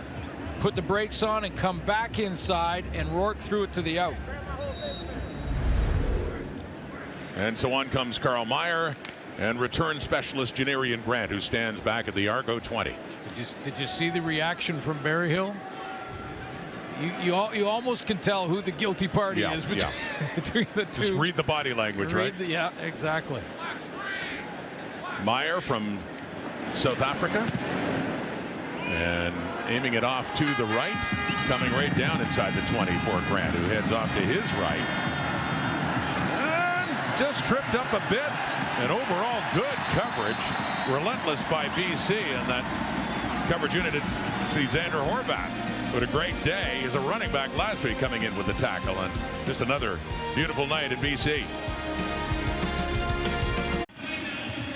2 weeks ago, Nick Arbuckle suffered a calf injury against Edmonton. He missed the start last week against Montreal and certainly wasn't expected to be playing tonight, Chantel. Yeah, he was supposed to miss a few weeks, and actually he told the Argos trainers, listen, I want to be back after the BC game at least, and they laughed at him because he was on crutches. And after that, he went from crutches to a boot to walking to running in just about 9 days. And Nick told me that he really figured out that he was feeling a little bit healthier because one of his other passions is coaching. So he was coaching some kids and he was doing some DB drills and he started sprinting them as he was showing them an example. And he was like, oh, wait, hold on. I'm supposed to be injured right now. But then he realized that he actually wasn't injured and told the trainers that he was ready to come back, guys. And just completing another pass, Chantel, to Spencer Brown. You talk about Nick Arbuckle, the coach. That subject has come up. Last year, he figured that was his destiny, figuring he was done in the CFL. And then, lo and behold, the Argos bring him in, and the rest is history. Ends up starting and playing in the Grey Cup. Well, the moral of the story is volunteer your time in amateur football as a coach. Good things will happen. Right now, he's still the quarterback, although under pressure there, he throws that down in a 1st and 10, but yeah. But in all honesty, it was a miraculous recovery, really. I mean, the medical staff, as Chantel mentioned, we're talking about 3, maybe 4 weeks with the calf. You know, he's got to be able to plant. He's got to be able to negotiate the pocket. Sometimes he'll even take off and run. I mean, he had 44 runs coming into this game this season. So it's an injury that affects the quarterbacks throwing the ball, not just running it on a leg injury. And miraculous recovery, 1 week missed, and he's back. And as for the coaching future, it's there. Oh, for sure. Based on what's happened this year and the way last year ended, might be on hold for a little while longer. Yeah. Give him a couple more years. 2nd and 10 now. Toronto 27 again. He is getting pressured by that BC front. And this series and snuffed out there as they'll have to punt it away. Josh Woods coming in. Matthew Betts. Well, Betts has just found another gear, going back a couple of years ago to that great season he had. Bit of a slow start statistically this year. Doesn't always say the story, though. Sometimes you're getting a lot of pressures, and Matthew Betts and PFF led the league a bunch of weeks in pressures. Now, once again, tied for the league lead in sacks with 11. Got one earlier tonight. 7 McGee, flag out. A 46-yard punt by John Haggerty. Nathan Rourke back on. Lions with a 1-point lead, 3rd quarter. The Lions have net offense at 223, but a lot of that offense, Suits, has come on 2 plays, including that one by James Butler. Yeah, that's why I thought that the Argo secondary would go in and say, just take those 2 plays off the board, and we're really containing maybe the most explosive offense in the league.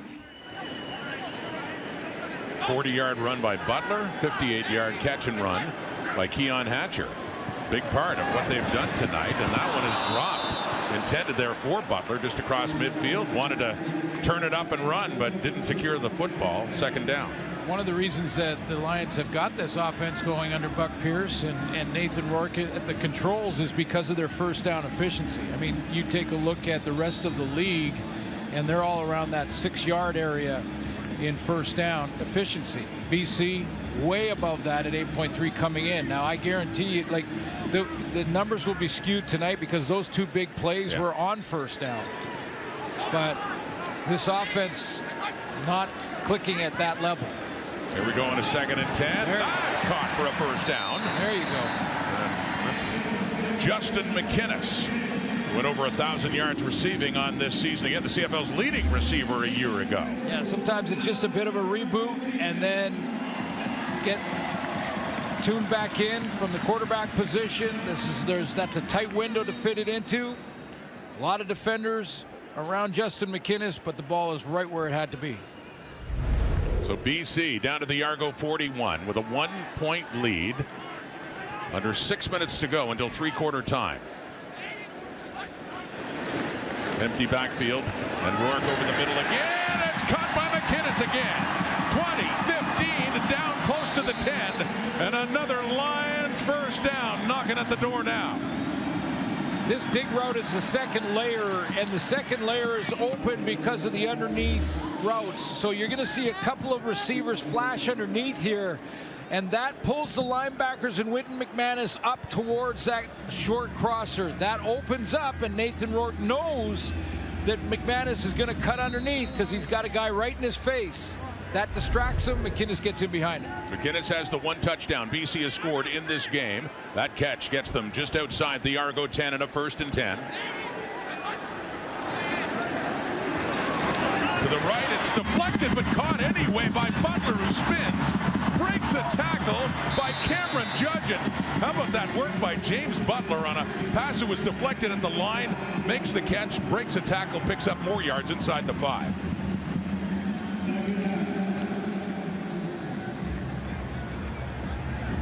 Take a look at the block because, yeah, it goes right through the hands. I thought it might have been Andrew Chatfield who got his hands on it. Just didn't get enough of it to knock it completely to the ground.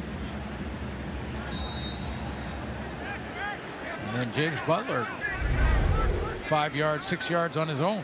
Moves it down to the 5. So a 2nd down and 4. Can get a first without a touchdown. Let's see here.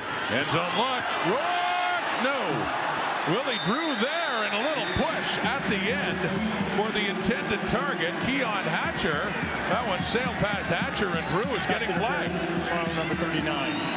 Ball be placed at the 1 yard line. An automatic first down. Well, this is not about, they're locked up here. Hatcher's pushing. Drew pulls the arm. Push, pull, push, pull. I thought it might have been for the late push from behind after the play was over, but it's in pass interference. It's on the 1 yard line.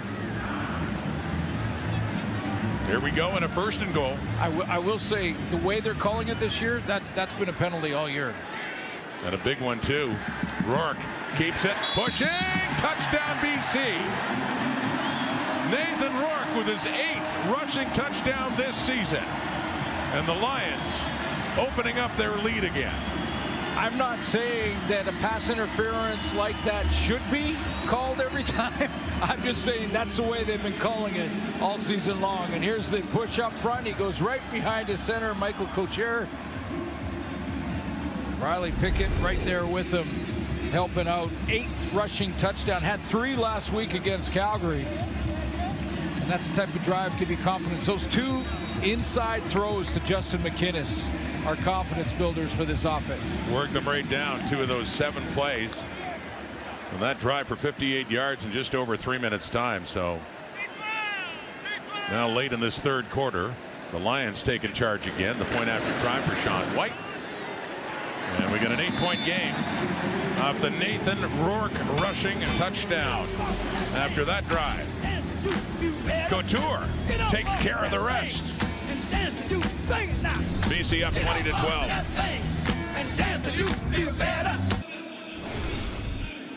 TJ Lee's rookie year 2014. Here's what he's done since. Didn't look like he'd be back this season. The Lions certainly glad he is, Chantel. Yeah, TJ Lee had a little bit of a rough time while he was away from football, but one of his mentors really validated him with a few encouraging words, and that was Wally Buono. He told TJ, do not retire just yet. You still have 2 to 3 years left for your career. And TJ said, Wally doesn't sugarcoat anything, so those words were really validating for me. And also another guy that was extremely supportive throughout that entire time was his best friend, Gary Peters, and they're actually roommates right now.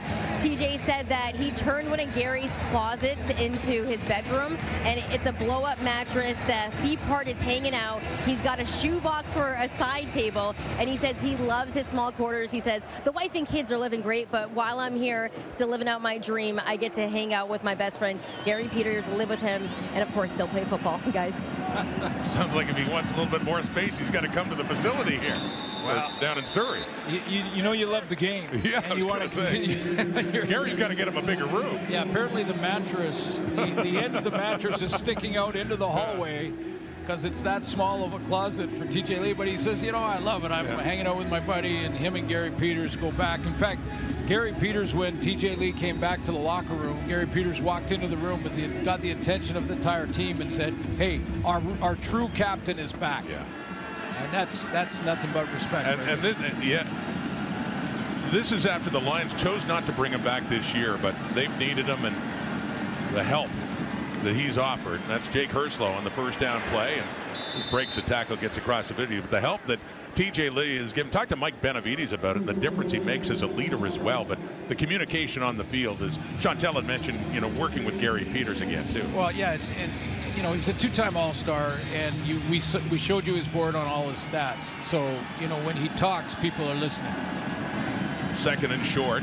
Spencer Brown, the ball carrier, gets it right up near the first down marker. Excuse me, Deontay McMahon in as the ball carrier for the Argonauts. But Robert Carter, he's a rookie. Ronald Kent on the wide side at the field side is in his second year. They're playing with a safety in Jackson Finley, who is in his very first start at this level.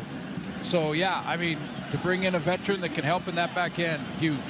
That was McMahon's first carry of this game. He remains in the backfield with Arbuckle.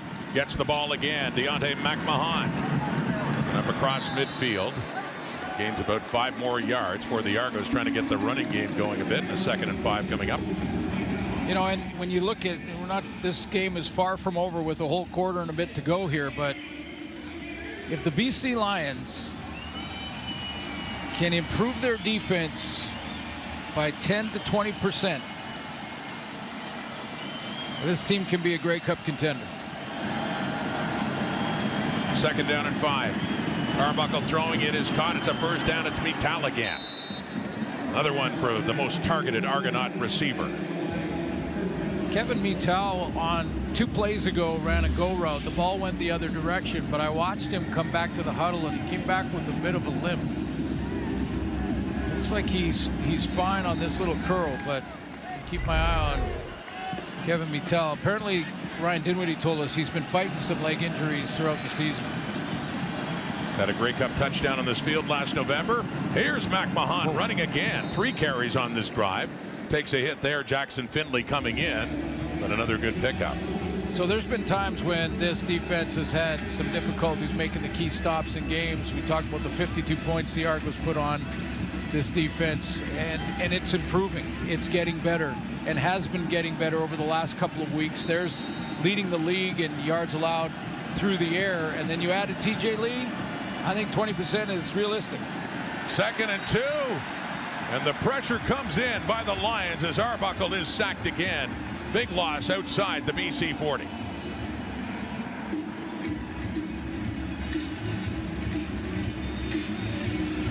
Matthew Betts is another reason that this defense is improving. He starts out here. Usually we see him come up here, but this time he's going to make an inside move, and they'll give him the freedom to do that because he's so quick to be able to redirect.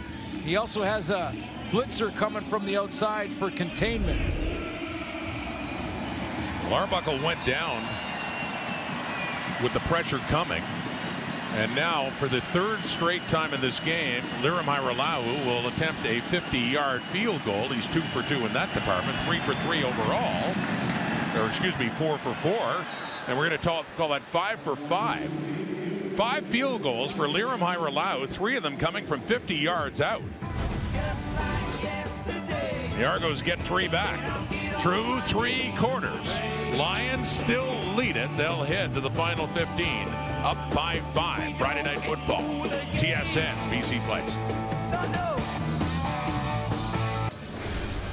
Through 3 quarters, the Argos have just cut the BC lead 2-5 heading into the final 15 minutes. A look at the numbers, and might be surprised to see how the time of possession now Toronto's had the ball more than BC has. Yeah, well, those 2 big plays in the first half were really a lot of the BC offense in that first half. I think that last drive by Nathan Rourke is going to help with their confidence for the Lions. But if you're the road team and you're the Argos right now, you want to keep it within 1 possession, which they have. You get to the 4th quarter, and then you make 2 or 3 key plays, and the home team starts to grip the stick a little tighter. Hockey season coming up. There you go. You're getting ready. I thought I'd throw that in there, yeah. For your Canucks out here? Just across the way? Not my Canucks. Not your Canucks? No. Who's your squad? Predators. Oh, you're a Nashville Predators fan. Well, my kid was down there right, for a while. he did a lot of know time. That. Yes, that's right. I didn't know you'd adopted the hockey team down. Vancouver guy you are.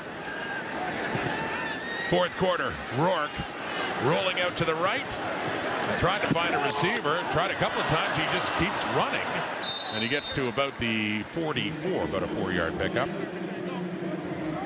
Nathan Rourke rushing the football is over 400 yards rushing. We mentioned the 3 rushing touchdowns last week against Calgary, but watch his acceleration here. I think the people underestimate his speed. First, he outruns the angle. I know that's a big boy, but he outruns that angle. And then his lower body strength to break these tackles. It's not like he's lowering his shoulders to try and, you know, be the hammer, not the nail in some of those runs. He's just got a very strong lower body.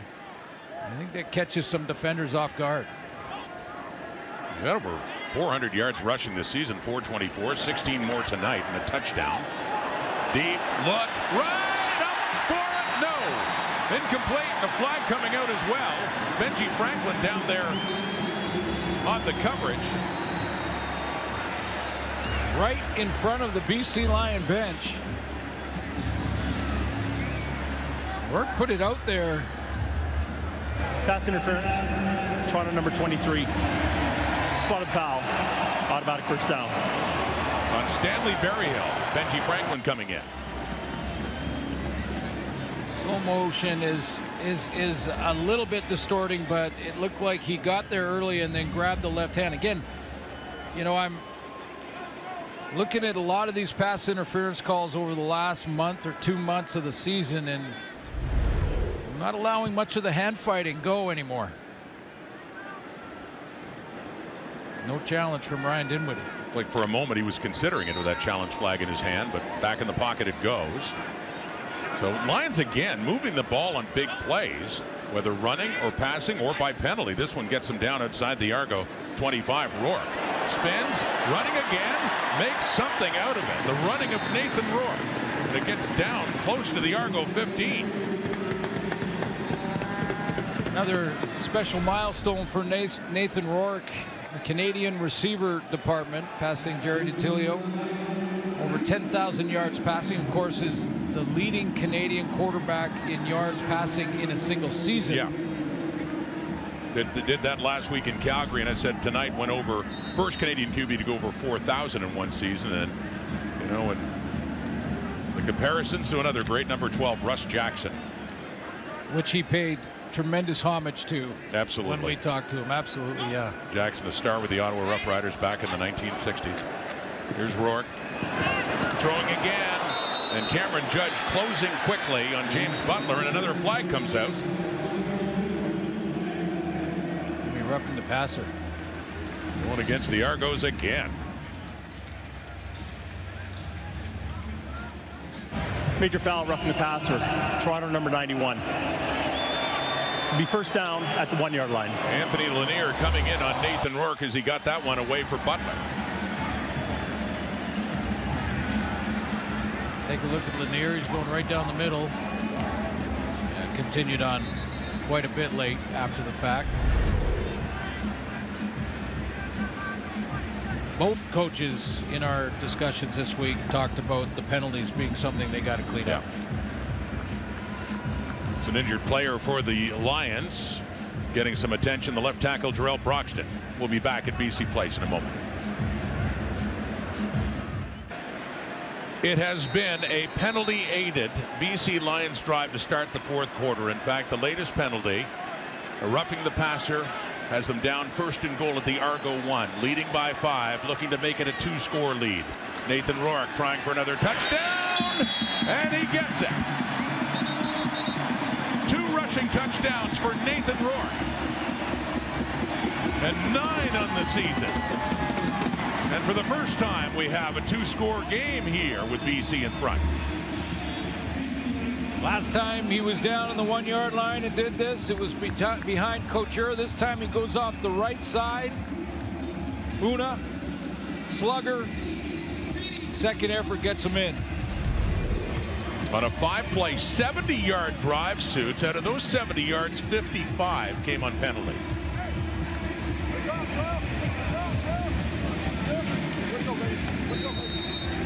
And the point after for Sean White.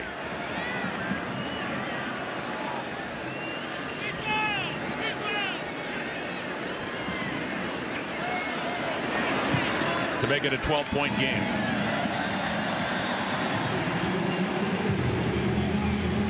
I gave you the stat line off the top with Nathan Rourke from Calgary.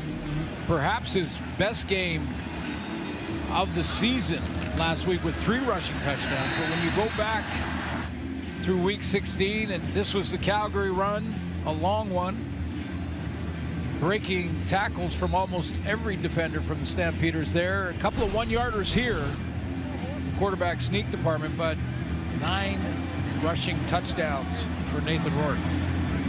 And with that, a 12-point lead, but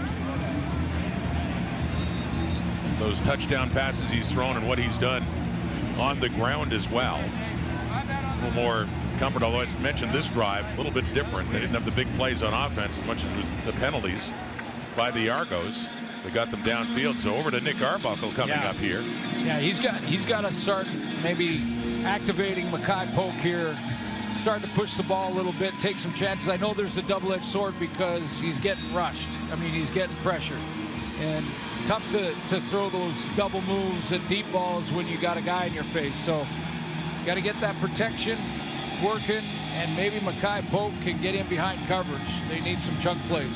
These are the defending Grey Cup champions. It was already critical coming into BC Place tonight at 5-9. Yeah. Knowing that even if they run the table, the best they could do is 500. And bear in mind, Montreal won earlier tonight. And as I said off the top, if BC goes on to win this game, the Lions will all but clinch. Not quite, but all but clinch at least a crossover spot at 8-7. BC, they would be, with 3 games to go, each team, they would be 6 points ahead of the Argos.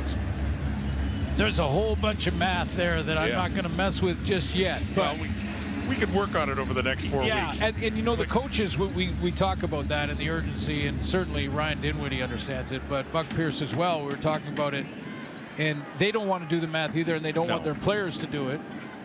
It can make your head hurt a while. It also can, you'd start to think, well, okay, we win this one, we're in the playoffs. You don't want them to start taking their foot off the pedal because home field is still possible. Yeah, and that's Deontay McMahon on the return, but to your point, it's not like it'd be something to be satisfied about improving to 8-7 and a likely crossover when they still would have a shot if they could keep it going. Who knows that if they go on to win, and you got the Stampeders losing today in Montreal, they meet here at BC Place in a week in a game that the winner would be in second place in the West. So BC still with lots at stake, looking ahead to their final few games. Yeah, two home games back-to-back, Calgary and then Edmonton, and then they're in Saskatchewan for that last game of the year.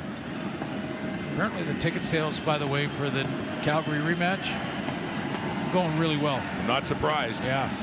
That could be if it's looming that much bigger right now, given the score here at BC Place. Argos with some work to do. Swinging it out to Spencer Brown, and a flag is out too as he takes a hit up across the 45. This is what I mean about the Argos just not being able to get, first of all, those big plays down the field, a couple double moves or anything like that. It's been a lot of checkdowns, but the pressure on Arbuckle. Holding Toronto number 53, 10-yard penalty, remains first down. And then that issue creeping into it as well. I mean, that was not an exotic blitz by any stretch of the imagination, and 5-on-4, 5-on-5 couldn't hold up and give Arbuckle time to look down the field. He tried the check down, they got positive yards, it comes back because of the penalty.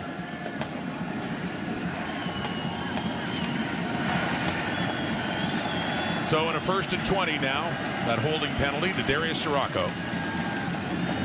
And Arbuckle underneath Spencer Brown, and not much there. It's Josh Woods. Mike Awe in there as well. You know, when you don't have DeMonte Coxie, and by the way, Coxie's still the Argo leading receiver after missing 4 games due to injury. Is still there receiving. I mean, Makai Polk can get in behind cover. He's got that type of top-end speed that can take the top off the defense, and he doesn't have a catch tonight. Certainly surprising, especially from what we saw him in his rookie year last year. Arbuckle completes that again to Brown, well shy of a first down. He gets it up around the 50, but third down coming up. John Haggerty coming on. Dinwiddie thought about it there. In fact, his punt team hesitated at the sideline when he was contemplating possibly going for it here on 3rd and 5. 10 minutes or over 10 minutes to go. Thought, no, we'll play the field position game one more time. Should point out, too, the Argos still have only 15 points on the board and under 200 yards passing. And they absolutely torched BC's defense a month ago at BMO Field. Different defense now. Yeah, much different. I was going to say, you really noticed the difference in the Lions' D. Last week against the Stampeders as well. They kept Calgary quarterbacks under 200 yards. Good coverage on that. Isaac D'Arcangelo in special teams with the tackle there on 7 McGee. Big plays certainly helping the Lions out tonight on offense, including that man, CFL's leading rusher, James Butler, at a 40-yarder.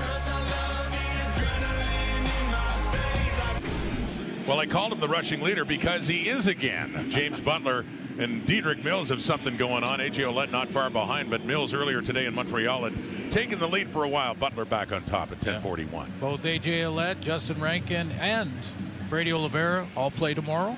Yeah.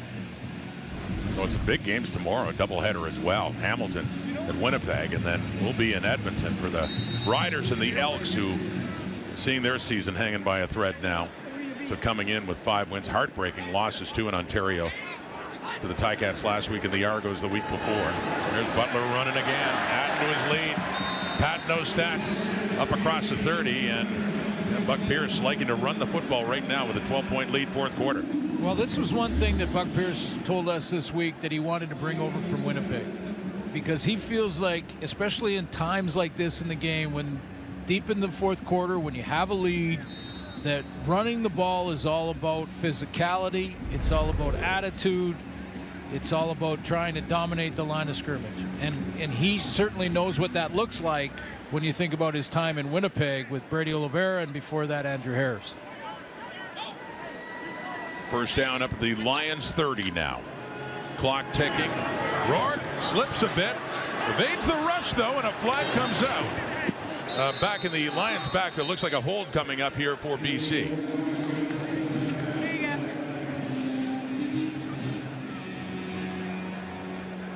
Holding, BC number 61. 10-yard penalty, remains first down. Well, this comes, the Lions had to make an adjustment on offensive line. Chantel? Yeah, Jarrell Broxton is questionable to return with a wrist injury, so we might see Nathan Rourke running a little bit more without his left tackle, guys. Broxton's been injured and out before. Of course, they've been missing their right tackles. That's Corey Woodruff, who moves from guard outside, and Andrew Pearson beside him, 54, takes over at left guard and left tackle. You're right. Still go tight end if you want to put Riley Pickett in the game. BC 20 after that holding penalty. And back to Butler again on that first down carry. Some of the times this year that the Lions have had the lead, and we asked Buck about, the pressure on the defense when they have the lead, and all of a sudden the comeback has started from the other team. The time they played Toronto was an example of that. And he said, offensively we can help. I mean, we can't get too conservative. And while we want to be a good team with balance and running the ball, we can't get too conservative in the play calling. So we'll see what he does as this fourth quarter winds down with the lead. Kevin Iben, great playing career with the Argos too as a linebacker. Defensive coach now, co-coordinator. That one low. The shoe tops for Butler, who can't get it. So third down coming up, and Carl Meyer coming on. 12-point difference. Yeah. So first of all, with Nathan Rourke, real frustrated on that throw. I mean, it was real high percentage little screen throw, and he was upset with himself. His reaction was just shaking his head. But that's the decision from Ryan Dinwiddie. He almost went for it on 3rd and 5, decided not to. There's obviously lots of time left in the 4th quarter. Kicks it, wins the field position, gets his 2 and out that he needs. Well, not 2 and out, but gets his defense, makes a stop. So Meyer to punt inside the BC 15. Janarian Grant just outside the Toronto 30. Argos got to make something happen on offense. Pretty quiet night for them. 5 Hyralahu field goals, but That pace is not enough right now. 12-point lead BC, but Nathan Rourke not satisfied after that last pass. They have to kick it back to Toronto.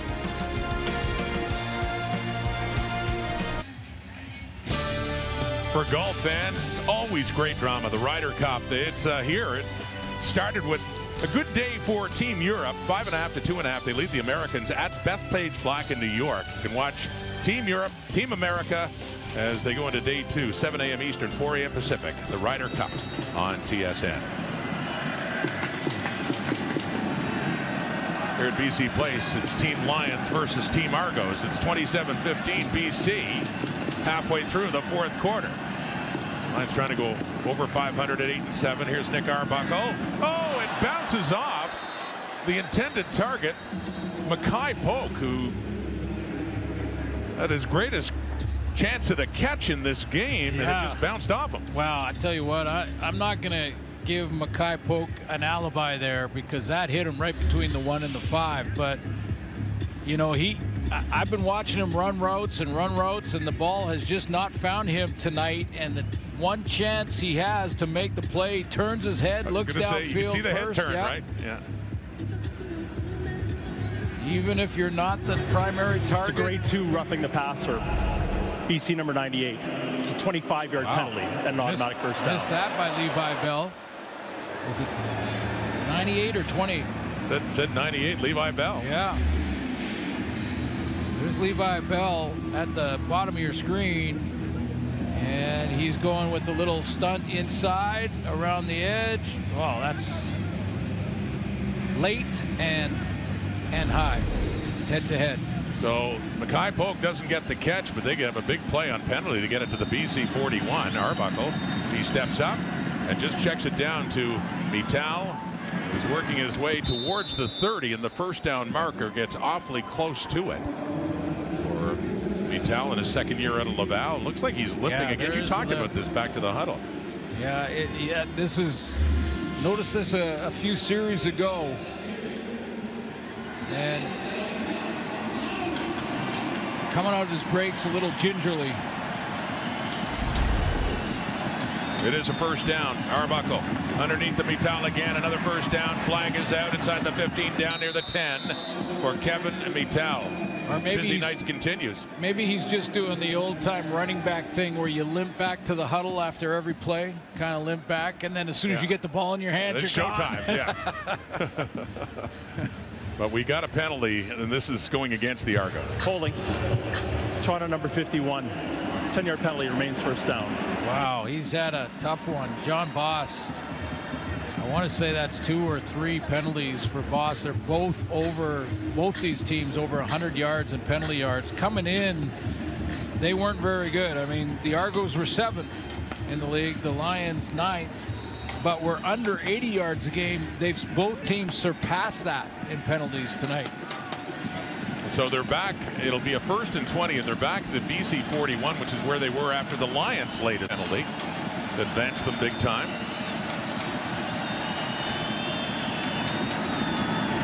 Arbuckle again underneath and tackled right away. Jake Herslow is taken down by Josh Woods. Another flag is out. Matthew Betts comes off the edge so quickly here. And this is what I mean. If this type of pressure with just 4 guys is closing the pocket this quickly, I mean, you can count the steamboats. We'll even slow it down for Arbuckle in slow motion, and he's just throwing around rush, and his linemen are all over his legs and his feet. And he's coming out of the sprinter stance, and look at the bull rush. It's around the edge to force Arbuckle up in the pocket, because that's where Matthew Betts' friends are. 15-yard misconduct penalty against BC number 96. It's an automatic first down. Another one.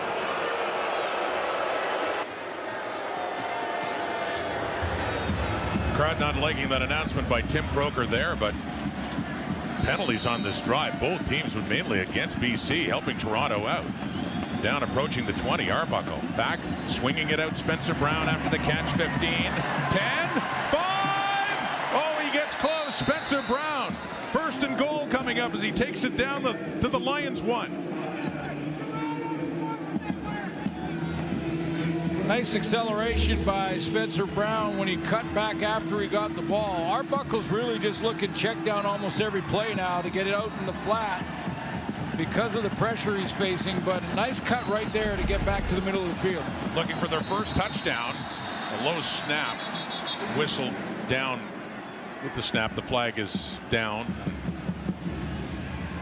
against the Argos. Yet another penalty. Procedure. Toronto number 51. It's 5-yard penalty. Remains first down. Sometimes it's just one of those nights.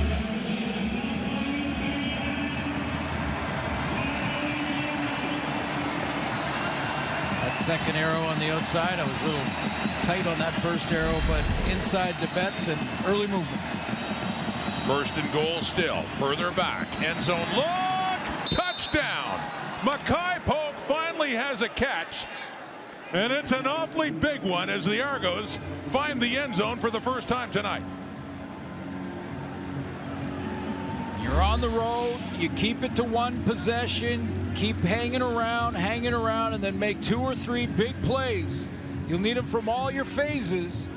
But a couple of big plays get you right back into it, right back to a one-possession game. Mackay Pope finally activated on the out. He hangs on, touchdown.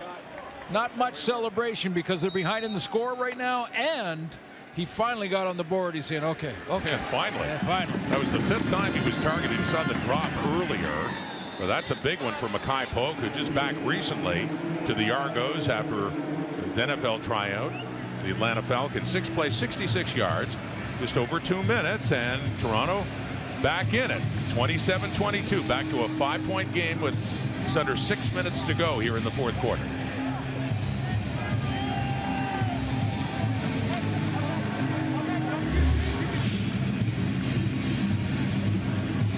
Inside, you have to take away the inside at the halfback spot if you're TJ Lee there, because that's the easier throw for the quarterback. Inside slant, so you take away the inside leverage, and then Pope runs the out. The ball's where it has to be, and we're at one possession game. So a touchdown pass 2 for Nick Arbuckle. It had been 5 field goals for the Argos until they finally got the touchdown. And again, how critical a game this is for Toronto at 5-9 coming in for fading playoff hopes. The odds of second in the East certainly went down with Montreal's victory. So wanting to protect third and make the playoffs and prevent a crossover, and their teams ahead of them in the West. Winnipeg and BC. Oh, big hit coming in. That's Jack Cassar, one of their special team star on that return. How about that collision? Wow. Kickoff cover. Cassar's not picked up, not blocked, not blocked. Time it up, time it up. Oh, yeah. I would suggest a guy with the amount of special teams tackles that he's registered, he's tied for first in the league. Was last year. And you better block him. Yeah. Get a man on him. That was Robert Carter on the return. Bearing the brunt of that. First down at the 39. And no. Argos defense needs a stand here as well and get the ball back. 5-14. And a 2nd and long coming up. Cameron Judge coming in there on James Butler. Yeah, I want to say that's 3 series in a row where Buck Pierce calling plays here has called a run on first down. Not had a lot of success in it. Talk to us about maybe getting too conservative with the lead late in games and not finishing the way they'd like to. Up over the ball now, the BC Lions at their 41. A 2nd down and 8 for Nathan Rourke. Empty backfield, pressure's coming, gets rid of it quickly, but it's off the fingertips, and they whistle it down. Tavares McFadden selling the interception, but it definitely hit, and off the fingertips of the Lions receiver, and we got a 3rd down coming up. Toronto about to get the ball back. Well, either way, quick 2 and out. I mean, it's a difference in big-time field position. McFadden thought he had his 6th. That would have tied him for the league lead with Devon Campbell of the Saskatchewan Roughriders. Aiden Eberhardt, the intended receiver, off his fingertips. So incomplete. 3rd and 8. And Meyer to punt. And momentum is swinging. Late in this game, the Argos get to within a score again, and getting the ball back here. 2 returners are back for it. Janarian Grant to take it inside the 25. For a 46-yard punt. Good coverage. BC have another look at a near interception for Tavares McFadden. Yeah, let's see how close McFadden was here. And this is really not on Nathan Rourke, because he hit Eberhard right between the hands, goes through his hands, and that bounced. Yeah, you can see it hit the turf.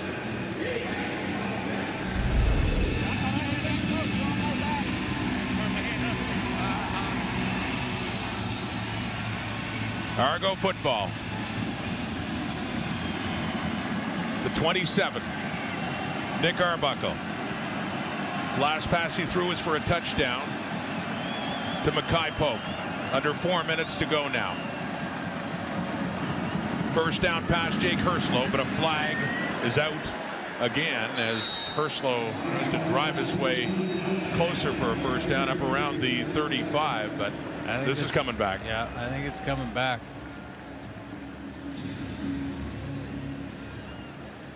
Oh my goodness. I think John Boss is getting another one. He's having himself a night in a way that no offensive lineman wants to.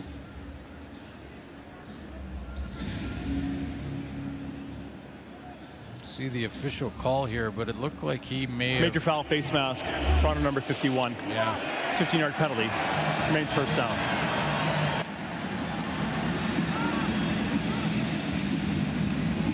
He's on Betts. Straight up the field. Hand right in the face mask. He started at right guard and moved out. Brandon Kemp, the left tackle, off, so Ryan Hunter moved over to left tackle, and Boss has been in much of this now at right tackle. But yeah, he's been flagged a lot, and that one pushes them back to the 12 and a 1st and 25 now, deep in their own zone. 3:40 in the clock, down by 5. Nick Arbuckle over the middle. It is caught by Vital underneath.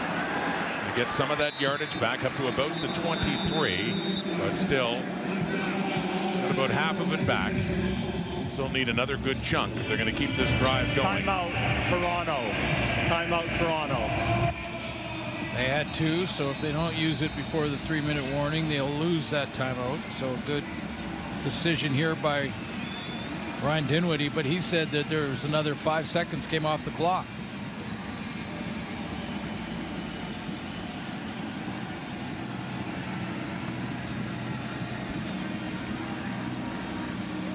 They're gonna make that adjustment. Yep. Put that time back on. 3:28. But a big 2nd and 14 coming up here now for the Argos.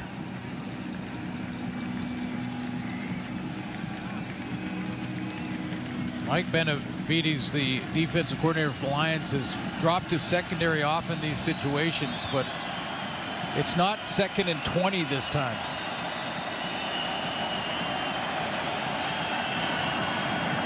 Here we go. Pressure underneath again. After the catch, Spencer Brown gets by 1. Gets to the 35. He had to get to the 37 for the first down. So we have a 3rd and short coming up here, just a couple of yards shy. That's what I mean. That's what I mean, Rod. They're going to call it on the line, but that's what I mean about, you know, when you're 2nd and long, yeah, you can drop off your DBs and linebackers deeper when you're 2nd and 20. 2nd and 13, 14 is different. A check down now to a tailback, and you can go get and run for the first down, and that's exactly what Spencer Brown does. He did. He got it up to the 38, so he just got it.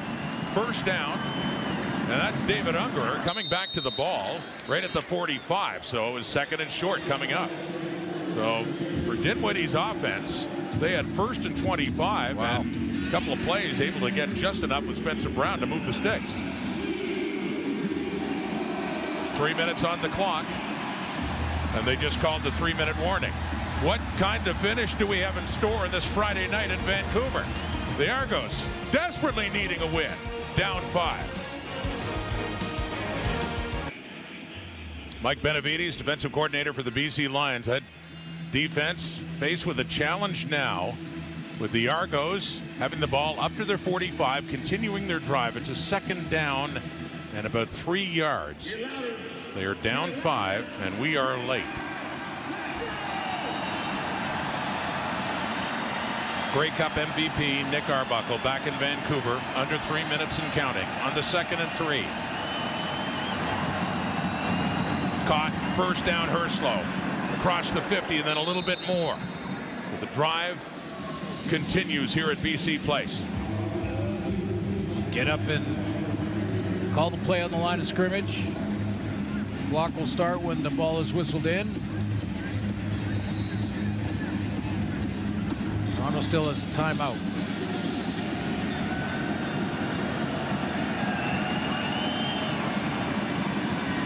Arbuckle.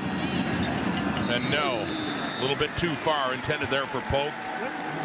They hooked up for a touchdown the last time out, but incomplete. 2nd and 10 coming up. TJ Lee on the coverage there. That was into the boundary, and Lee was close enough that I think Arbuckle was just trying to lead Polk far enough to keep Lee out of it. And it was a little too far. TJ Lee, 11th season, but just 2nd game back. Lions bringing it back. Stayed in shape. Wanted to make sure he was ready. The call came, and it did. Now a big spot for him in that BC defense. 2nd down and 10, Arbuckle. Pressure, and it got to him.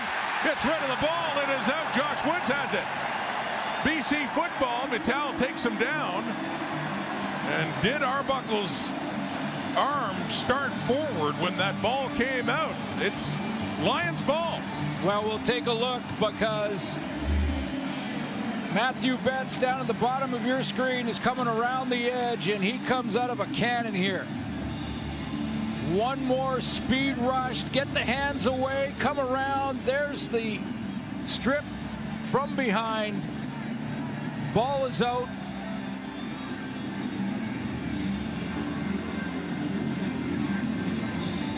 The previous play is under review by the replay center. So they're just going to see it. Yeah, automatic review because it was a turnover and called a turnover on the field. So they'll have to see enough evidence to overturn that. It's the question they'd be looking at. Did Arbuckle's arm start to move forward, in which case it'd be an incomplete pass? Oh, we can slow it right down for you. When Betts gets there, the arm comes around, the arm is back to throw and hit.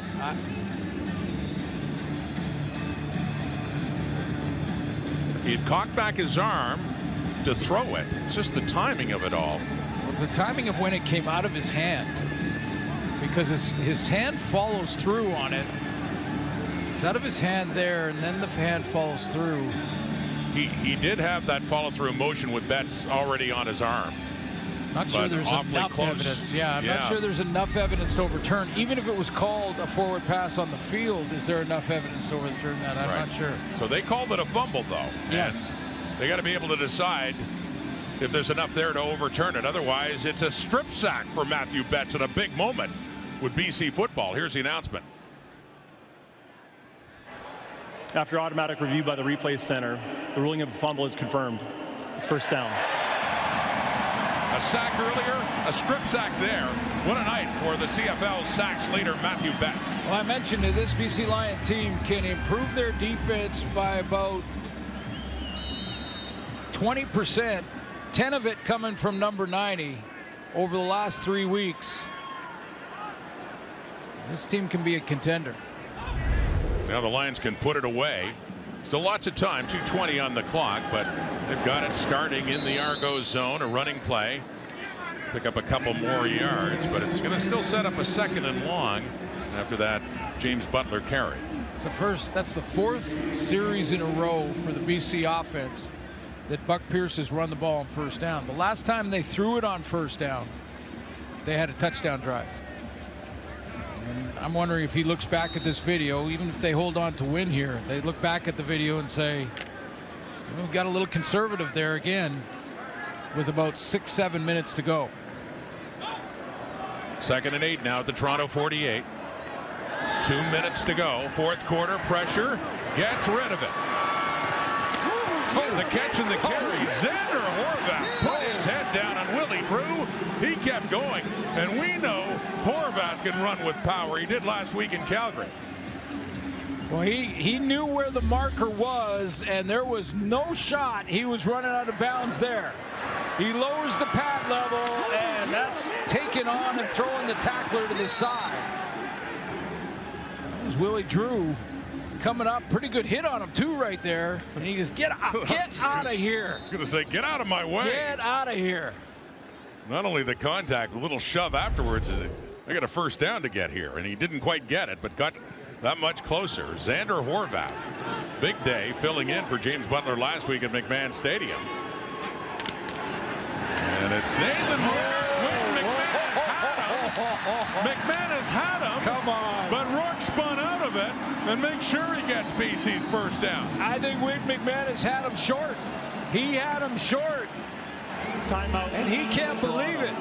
He goes off the left side. McManus steps up. You see him on the right of your screen and has him in the backfield. And then the spin out of that catch. He's got, I mean, that's that lower body strength. He had him there short. They were getting the ball. Seen that on longer runs too, like the one at McMahon, the long touchdown run, that lower body strength you talk about from Nathan Rourke. Not your average running QB that way. His work does get it. And that's not your average tackler at middle linebacker either. That's one of the best in the league in Wynton McManus. Who also could have been considered for Grey Cup MVP, the game he had last time he was here against the Bombers in the Grey Cup 10 months ago. First down BC. Running again is Horvath. Xander Horvath. I asked Buck Pierce this week after Xander Horvath's big game against Calgary and that start and getting James Butler back. I said, hey, Coach, what's the chances of maybe both of those guys being maybe a two-back set? He said, well, you know, we're thinking about different things, different looks. Didn't want to give up too much information. Freshening it up on the ground, though. And Horvath, those numbers last week, 12 carries for 152 yards he had in the touchdown against the Stampeders. And we hadn't seen him tonight on offense. We had on special teams, but he's making some plays. Getting another chance to do so. He pushes his way through down inside the 25. 12-yard average versus Calgary. LA Chargers draft pick. But you know, the thing I saw watching that Calgary game, didn't call that game, but we're watching it on TV and saw the combination of power and quick feet, quick tip twitch in his breaks. That's a tough combination to tackle. Been working for him right now, just barely inside the 20. Under 45 seconds ago, they're just running it down. They're running it down the Argos' throats. Not going to give them a chance to get it back. The time of the clock down to 37, and it's suddenly the Xander Horvath show. Well, Horvath doesn't mean that you don't want to play James Butler, but think of the combination of the two of them, even to give Butler a break during the game so he has fresher legs. I mean, Butler also catches the ball well out of the backfield, and Horvath did not have a catch against Calgary. Was only targeted once, but memorable day for him, and this is shaping up to be a memorable finish for him as well, as they're just inches away. Another first down that would effectively put this away. 37 seconds. Argos may not have a chance at all, and BC in great scoring position to improve to 8-7. They're awfully close to getting over 500, and said if it finishes this way, the Argos be 6 points behind the Lions with 3 games to go. Now there are other crossover considerations. Winnipeg coming in at 7-7 same record as BC. Rod, you're doing the math again. I know, I can't help it. I think of all these scenarios. A big one for the Bombers tomorrow.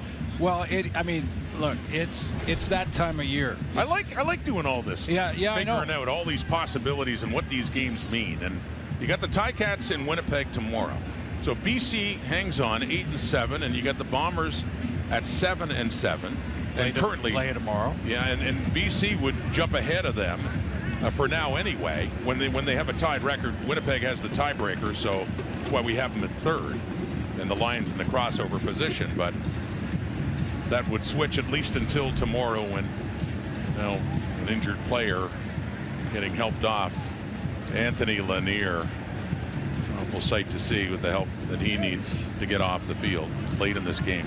Well, and the Lions will play Calgary next, as we've mentioned, but won the first matchup. So as far as last week. Yeah, as far as their season series. Well, what a big matchup looming. Yeah, next week at BC Place. Stampeders losing to the Alouettes earlier today, and the Lions about to wrap this one up. A third and inches. Take a miracle for the Argos now, and Rourke keeps. Nathan Rourke gets. BC continues this drive to close it out, up by 5, 17 seconds on the clock.